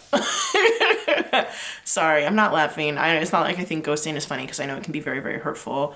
I sometimes just like laugh when I think about people's, how do I want to say this? Not only like the mental gymnastics that they do in order to get to a certain conclusion that works best for them, but just like their general thought processes. Sometimes it just makes me laugh. I studied psychology in graduate school, and like it can make me laugh sometimes when I think about it. Yeah, so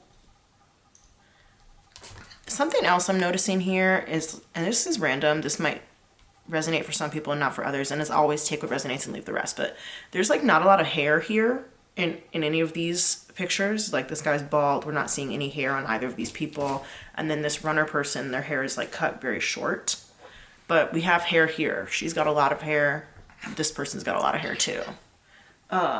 So I think there's just, that could be a attribute that one or either of you guys share together. I think I think the gambler has a lot of dreams for their life, and those dreams could be really big things. And we're getting like star energy here, not only because there's stars in the background on this card, but also because this one just like makes me think of stars. There's like all these like sparkles and stuff here. And so the gambler could have like these really big dreams of like fame and fortune and stuff, and they could be willing to take the risks that go towards that. Whereas the engineer, I think, is like okay with kind of like a quieter, more boring kind of life. And I think that the engineer might see the gambler as like too much. Okay. It could also be that like the gambler came into the engineer's life in like a really random or surprising way. Like, surprise, I'm here. And at first, maybe the engineer really appreciated that, and that could have been when the intimacy happened, but then the engineer could have been like overwhelmed and decided to run away. The gambler might have had a lot of dreams about like what this relationship could blossom into, and it could have overwhelmed the engineer, and the engineer could have decided to let go, run away, possibly ghost, or just, kind of slowly fade out, something like that. I get the impression that the engineer has been giving this a lot of thought, and I get that just from like all these like gears turning and stuff like that in the background. I feel like they've been like planning and trying to figure out like what exactly to do within this connection or about this connection. And they've been thinking about it a lot. And I feel like they have, if they don't have a plan, they're trying to formulate a plan. Whereas the gambler is more just like taking it day by day. They're just like, you know what? I'm going to go through this with my feelings and my emotions leading me. And whatever happens, happens. And, if I get hurt, I get hurt. And if I don't, then I don't. But, I like this person. So I'm just going to keep going towards it. I'm going to go for it. And like now that I'm looking at the cards, they are looking at it. Well, the gambler's eyes are covered, blindfolded. That might be like a sexy time thing that you guys, if you guys have reached that far in the relationship, if it is a romantic one, because this does not have to be a romantic relationship by any means. But if it is a romantic relationship and you guys have reached that far, there could be some like blindfolding at bedtime that could happen. But both of these cards, like the people are facing towards each other. So it does make me think that there is still some like mutual interest here.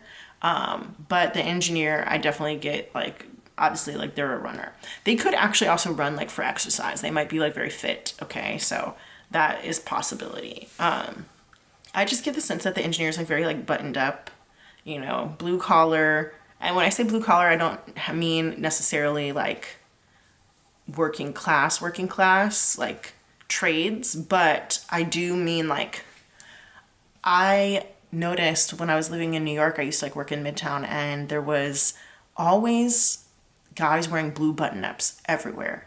It was like, didn't matter what industry they worked in, didn't matter what building they worked in, didn't matter like what level on the hierarchy on the corporate ladder they were on. It was like a blue button-up, whether it was plain blue, striped, checked, whatever. It was like a blue button-up was the standard uniform for every guy who worked there. And I'm definitely getting that energy here from the engineer, whether they're male or female. I think that they more like to fit in than to stand out, at least where appearance is involved. And it's possible that the gambler might have a different attitude about that. Okay. Yeah. I'm getting like kind of like a fun energy here, aside from the whole like runner thing. The gambler could be willing to do the chase though. The gambler could be willing to do the chase no matter what the genders are of the people involved here.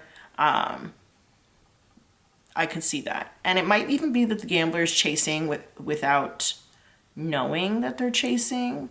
Because this is giving me like sleepwalking energy too.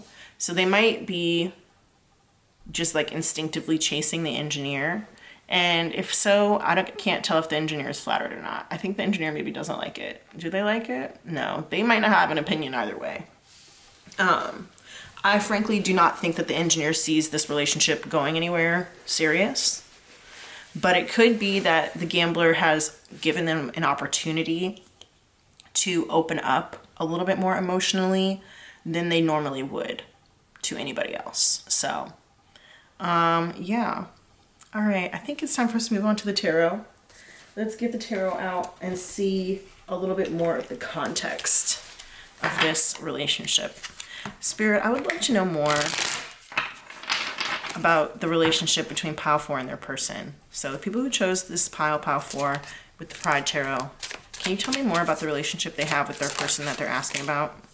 All right, we got 4 of Pentacles here in the reverse and the Tower. So yeah, there could have been a breakup here. This especially is about like letting go of something. Somebody might have been trying to hold on too tightly, and it could have caused like a really big issue in the relationship. Tell me more about the relationship, thank you, between Pile 4 and their person. 7 of Swords. There could have been some sort of deception, possible cheating, or lying.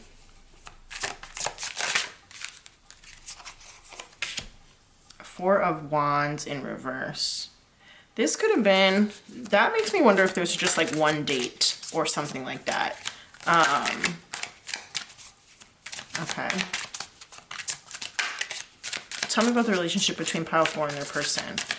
The 7 of Swords could also just represent general dishonesty, mistrust, self-sabotage. Queen of Cups here. Interesting.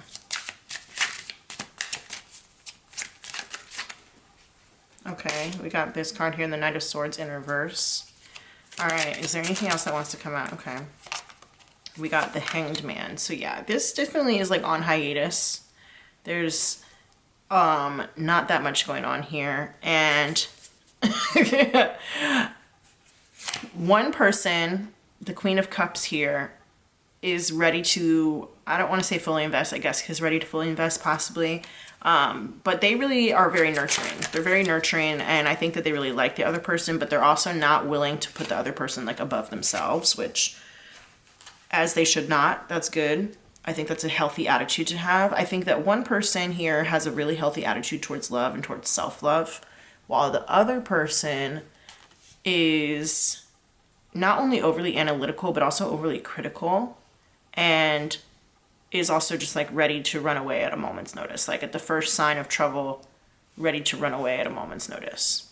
And that has put this relationship on hold. It's definitely in a holding pattern at this point. I'm getting the ghosting like pretty heavily here, especially with the Hanged Man. I feel like you guys might have gone out on like one date, or it might have been a couple of dates or something like that, but it was like a short-lived situation with the Four of Wands here in reverse, and you guys might have had a really good time. That could happen. You guys might have had a really good time. You could have also maybe met like at a party or something like that. You could have seen them doing something maybe potentially dishonest or something like that. You might have seen them like, it reminds me of this TV show. This TV show is called You're the Worst. It was on FXX, and the two main characters met at a wedding, and one of them was like the bride's ex-boyfriend, and the other one was the maid of honor's best friend, and their names are Jimmy and Gretchen. Jimmy sees Gretchen stealing one of the wedding gifts from like the gift table, right? And it was his gift that he brought, and he was like, it's a blender or whatever. And she's like, oh shit, I don't need another blender, blah, blah, blah. And like, instead of returning it to the gift table, she throws it in the bushes, and it like endears her to him in some way. He like appreciated that aspect of her, that she was kind of like a troublemaker. And you know, the show is called You're the Worst, so it's supposed to be, you know, about these two people who don't have like the best personalities, right? And I'm kind of getting that energy where like maybe one of you guys like saw the other one do something that wasn't totally socially acceptable, wasn't totally up to par. You might have like caught them in a lie, but it wasn't enough to like make you not like them anymore necessarily. Okay. I do also feel like there was some sort of something bad happened with the Tower here. But for some reason, like, it's not feeling like that serious. It could have just been that, like, this completely changed the way that you think about life, love, certain situations, things like that. That could also have been in the past, like before you guys met, that there was like a Tower moment for one or both of you. And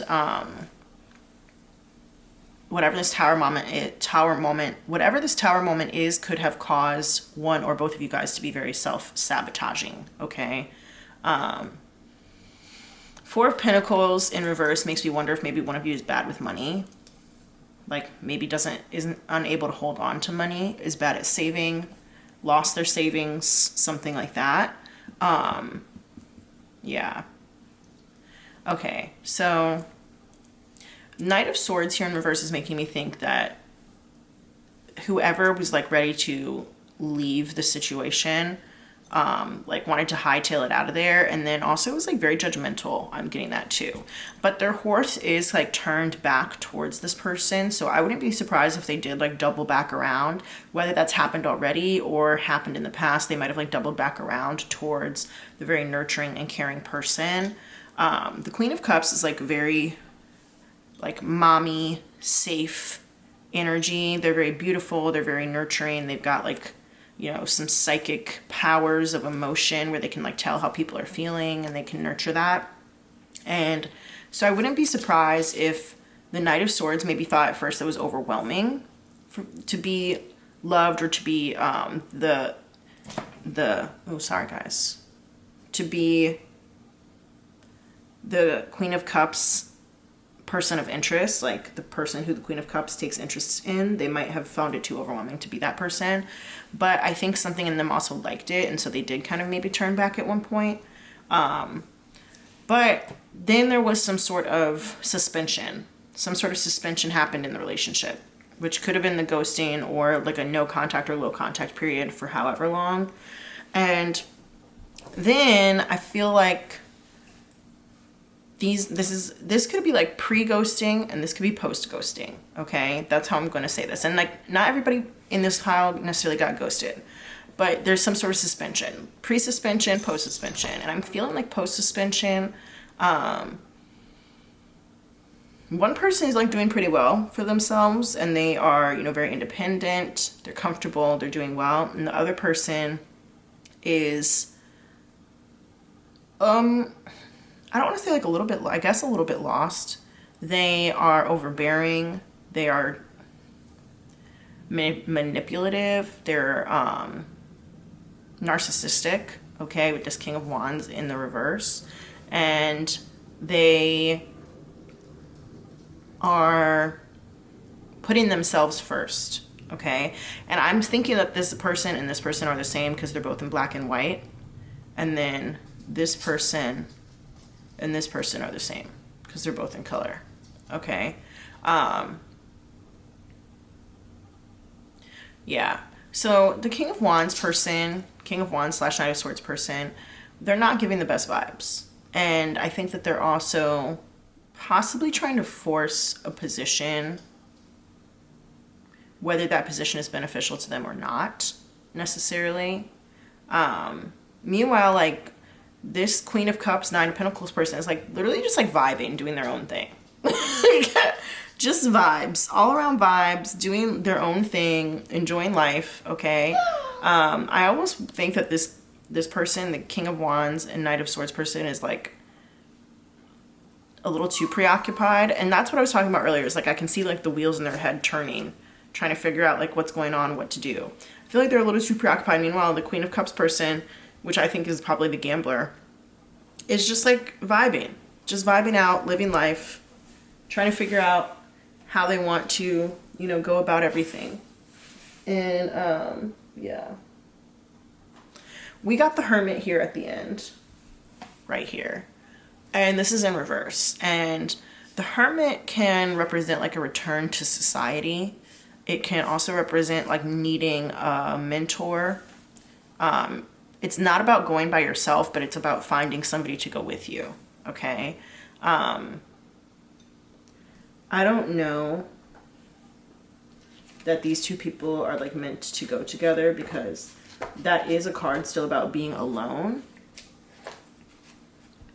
And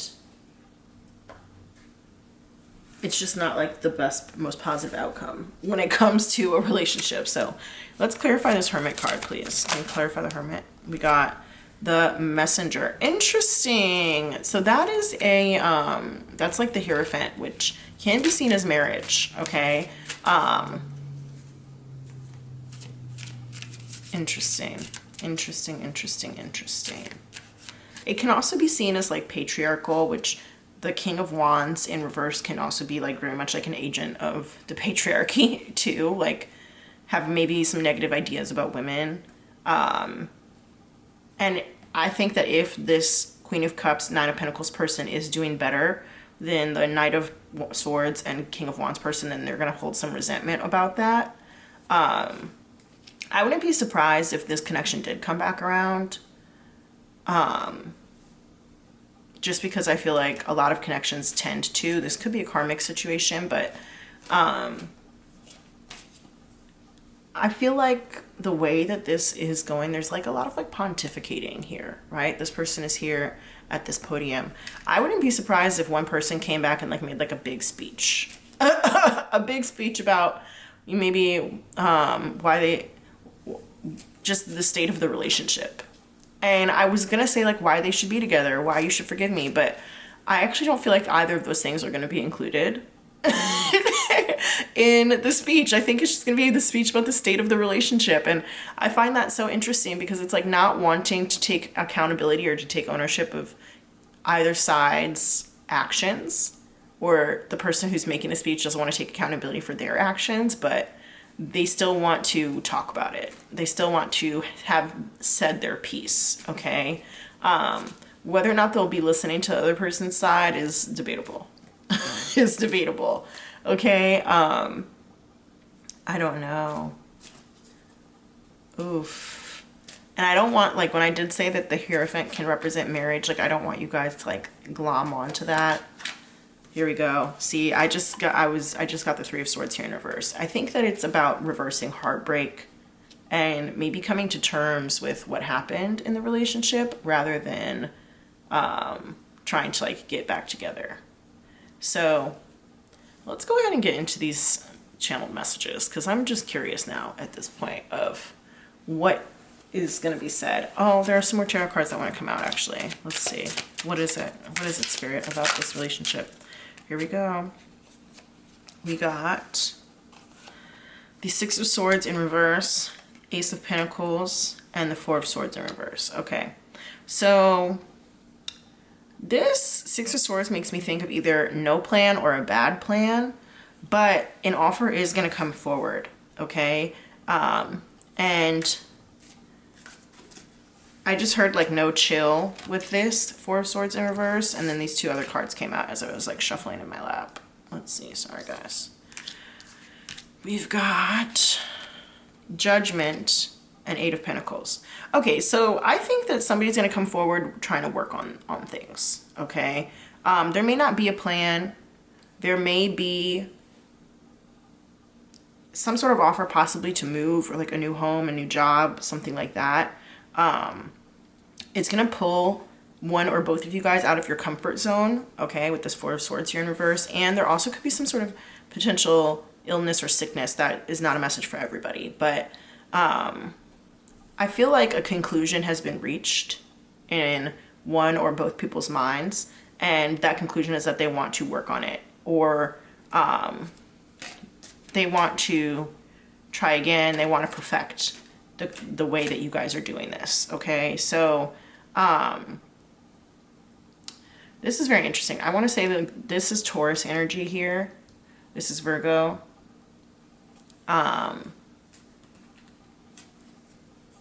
Yeah. Okay, so this is Scorpio and Aries energy. Okay. And Mars. So any of those signs could be related to you or to the person that you're asking about. But yeah, I think that they are going to come forward with some sort of offer. And if the offer doesn't make sense, I wouldn't be surprised if the offer doesn't make sense, because like I said, I think they're doing a lot of thinking about this, but their mind and their heart are like kind of at two different places. And they just want to talk about the state of the relationship. They don't actually want to, like I said, take accountability for it. So yeah, you guys, if you did move forward, we definitely have some choppy waters ahead, trying to get back to a place of stability. All right, so I'm also getting that one person could be saying the same thing to like 3 different people in this, since we have the 3 of Swords here. And then we also have like 3 microphones on this on this podium. I'm getting that one person, likely this engineer person, but it doesn't have to be. Definitely whoever the King of Wands, Knight of Swords person is saying the same thing to 3 different people. And it could be like about commitment. That might be like the pontificating that I'm talking about. Pontificating is basically just like being up on a soapbox about something and going on and on about your beliefs on it. And this person may have a lot to say about commitment. Okay. I think that they did feel very intimate with the gambler person, the engineer did. And that could have scared them. The intimacy level could have scared them, and then they decided to run away. So, you know, I just want to be able to give people credit where credit is due. That doesn't necessarily mean that I agree with any of their actions, but I do think that the gambler person is just a lot more optimistic in terms of the potential outcomes of this relationship, or this connection rather. But that doesn't mean that the engineer person isn't also interested. Okay.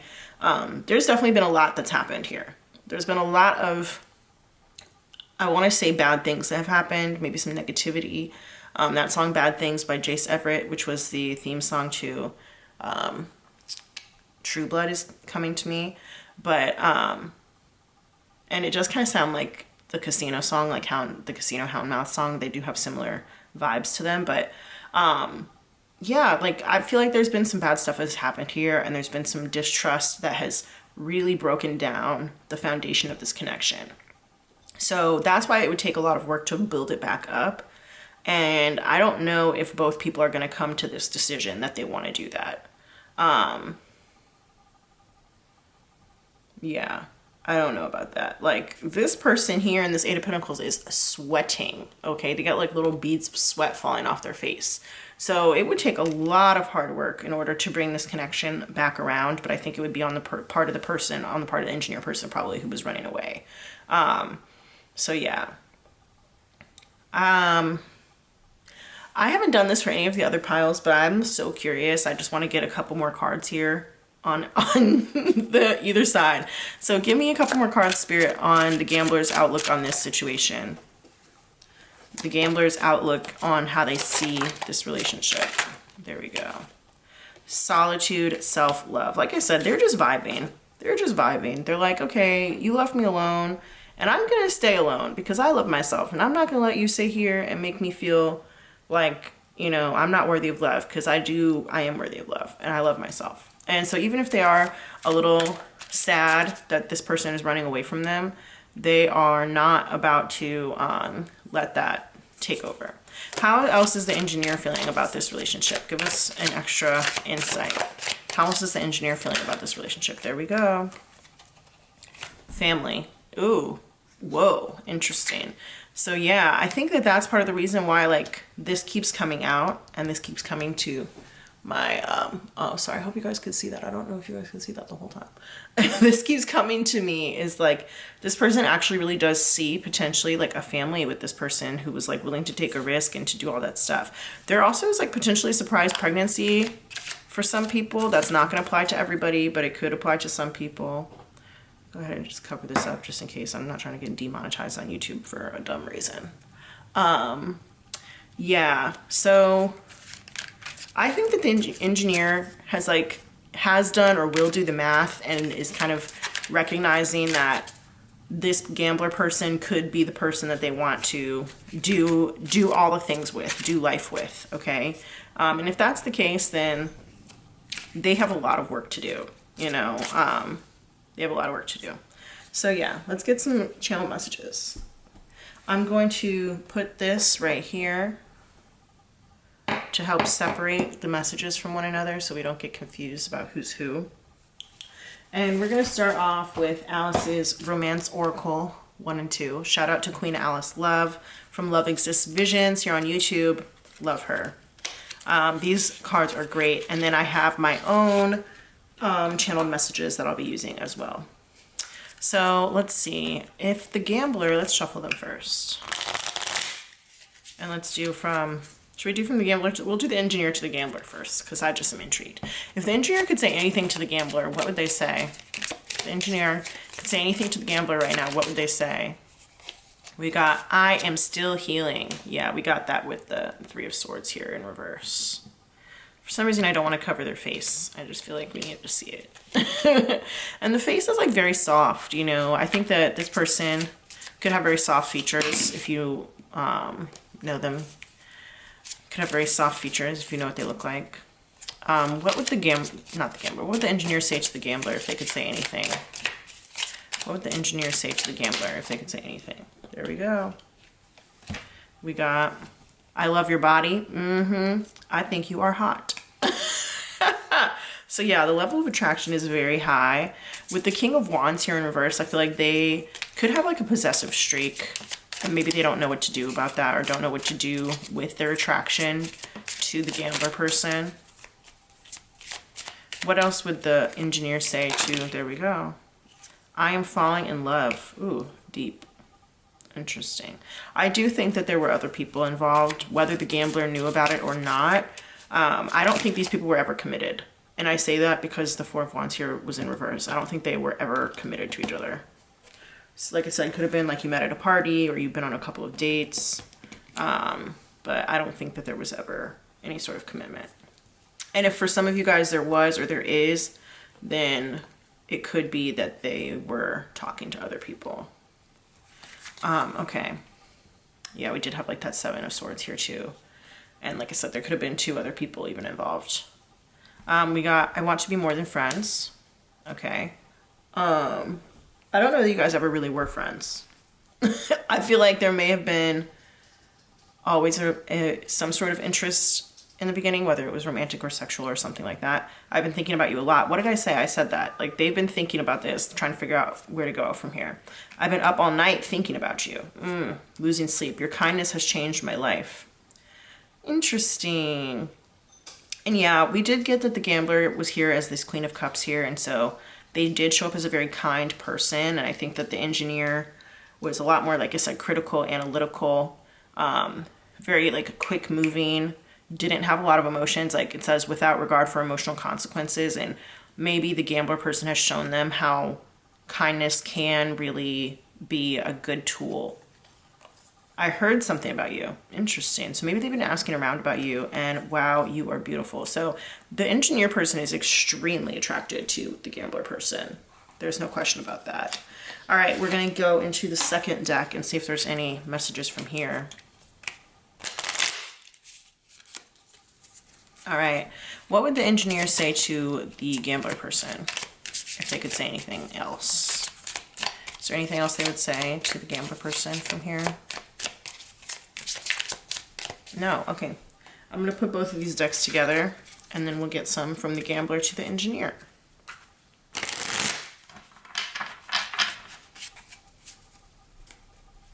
All right, what would the Gambler say to the Engineer if they could say anything? What would the Gambler say to the Engineer if they could say anything? There we go. Anything else? There we go. All right, so we've got, I want to be like you. Interesting. I didn't catch that, but okay. And then we've got, I don't know what to do. Don't forget about me. I find you interesting. I'm having wild thoughts about you. So those wild thoughts could be like sexy thoughts. I want to be like you. I wonder, when I was talking about like the statistics and stuff, The gambler may admire that about the engineer, may admire that the engineer does have a little bit more logical thinking and more control, because they could just be so used to taking risks and stuff, and the risks might not be calculated at all, and they might still want to take risks, but they might want to take more calculated risks. Okay. And I think they don't know what to do because they like kind of put their all into it. Like, you know, gambling is like very much, sometimes it's like all in, right? And they might have put their all into this situation. They might have put all their dreams, hopes, and stuff, and then like got ghosted or put on suspension or something, right? So that's why they're like, don't forget about me. All right, what would the gambler say to the engineer if they could say anything? What would the gambler say to the engineer? Gambler person, what would they say to the engineer? We have, I have a hard time communicating. And we have, I want to get back together. Interesting. Okay, so yeah, like I said before, there could be like a turning back here towards this connection in the future. And one or both people could be blocked. The Seven of Swords could also talk about blocking. Like you might have blocked their phone, blocked them on social media. So that could be like a hard time communicating. And the gambler could also just generally have a hard time communicating how they feel. Yeah, okay. Anything else here? No. All right. I'm going to go ahead and get my own deck out. Let's go ahead and get some messages from there. So I made this deck myself. It is pretty fat, pretty heavy, pretty hefty. There's so many messages in here, and let's just see what comes out. They cover all kinds of emotions. So let's see what we get. I'm gonna go ahead and shuffle this side too.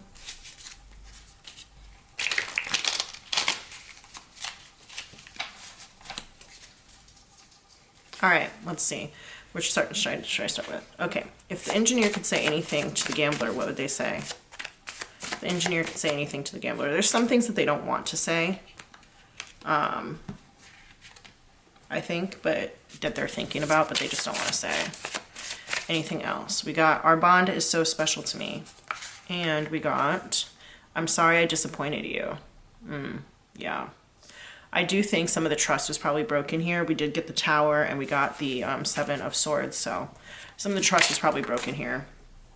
And then this came out, but then went back. I feel comfortable around you. That's that Queen of Cups energy. And the intimacy as well. Anything else the engineer would say? There we go. We've got, I've been using you. That's sad. We've got, I can't imagine my life without you. So yeah, they are definitely imagining a future that involves you. That could involve having like a family with you, or just generally like the next step in life. You're not cool enough for me. Okay. I want what you have. So that's interesting. Like I said, they're very critical. It hurts to be without you. They're very critical because it's like, how are you going to say I'm not cool enough for you, or you're not cool enough for me, but then I want what you have? There's something that they definitely admire about the gambler, but they do like look down on them a little bit and like think that they're the better one, which I think is also like goes with the narcissistic thing that I was saying earlier. So I would watch out for those kinds of comments. What else would the engineer say to the gambler if they could say anything? Anything else here? No? Yes? No? Okay. Let's go ahead and get the other half of the pile. What would the engineer say to the gambler if they could say anything? There we go. Okay. We've got, I'm proud to know you. I can't make good decisions when it comes to you. Self-sabotaging energy that I was talking about before. Ooh, there's so many cards that came out. I'm trying to find them. There's some. Okay. It's not me, it's you. Okay. So yeah, there's some things about the gambler that they don't love. I think how the gambler is just like a little bit more willy-nilly than them. They don't like that. But then also like, I want what you have. I think they admire that about them, or the dreamy quality that the gambler has. I've been as honest with you as I can be. This has been a dream come true. So like if you guys did meet at a party or you had a date or whatever, they really enjoyed it. I only have eyes for you. So they may have had other people in the past who they were interested in. Like I said, there could have been 2 other people that they were kind of like saying the same thing to. And they could have been honest with all 3 of you guys. But I think that they've realized now that like you might be the one that they want. Things seem easier when we're together. I won't lie. I have to admit I'm wondering if it's easier financially to be together for this person, because I did say that somebody might be having like money struggles. So I don't know what exactly might seem easier when we were together, but that could be finances. I told you the truth, but you didn't believe me. Okay. I like you. I have so much fun with you. They had more to offer than you. So during the suspension time, it could have been that they chose a different person, or they decided to invest in a different person instead of you. And it's because that other person at the time had more to offer than you. But I think that they've now come to realize that you're the one that they want. I feel so awkward. And I say you, I don't mean you, the reader. I mean you, the gambler. If you identify with the gambler, then it's you. If you identify with the engineer, then I'm speaking to the other person about you. I feel so awkward about this. It's easy with you. There we go. Things seem easier when we're together. It's easy with you. So they really like that about you. You're the worst thing that's ever happened to me, bro. I think that that's part of it is like they feel like they can't compute anymore. They spend so much time thinking about you that they can't compute what's going on, and so that might be hard for them. You might have been taking up, the gambler could have been taking up a lot of the engineer's brain space. I wish I could reach out and touch you. So yeah, you guys might be at a distance, either physically or emotionally. I'm scared. Not surprising. And you give me butterflies. You know, I'm thinking about that Michael Jackson song, Butterflies. Is there anything else in here that came out? I don't think so. And besides, that's more than enough. That's more than enough. Okay, I just want to make sure that I'm not like missing anything important.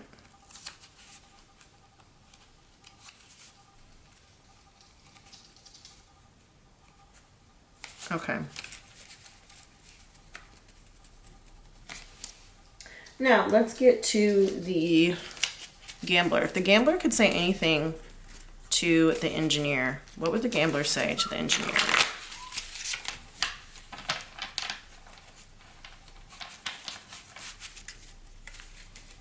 What would the gambler say to the engineer if they could say anything?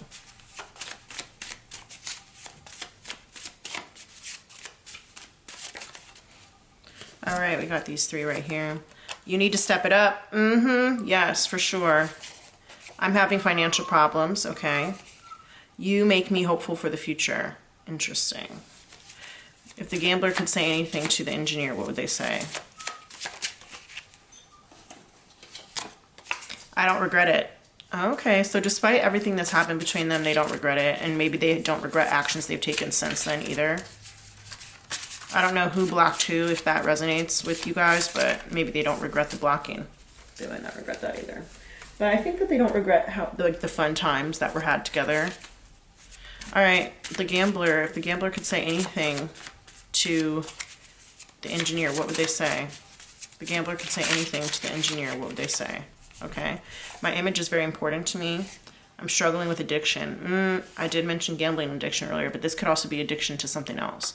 I'm not as good as you think I am. And I struggle a lot with feeling unwanted. Interesting.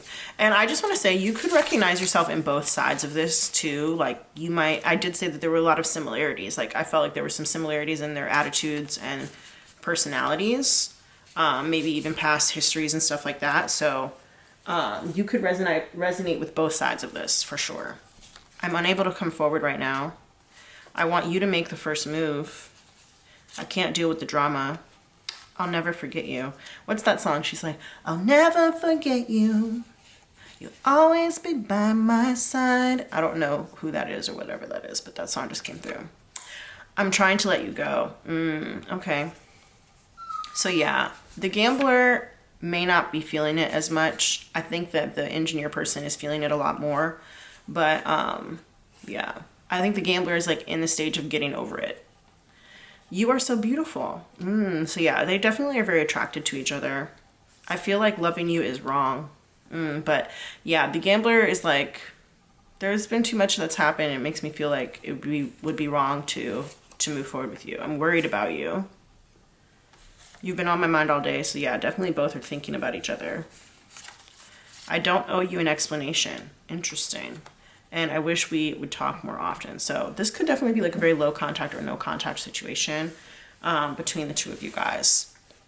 And I just kind of feel like even if this person does want to get back together and they are hopeful about the future together, there's just been some personal things that are keeping them apart, but then also they feel a little bit betrayed, I think, by the engineer person.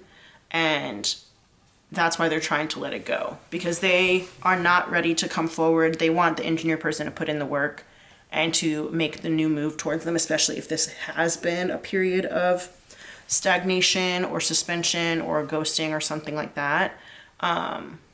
Yeah. All right, Pile 4, I'm going to go ahead and leave your reading here. I hope that you enjoyed it. Don't forget to hit the like button and to subscribe, and I will see you in the next one. Bye.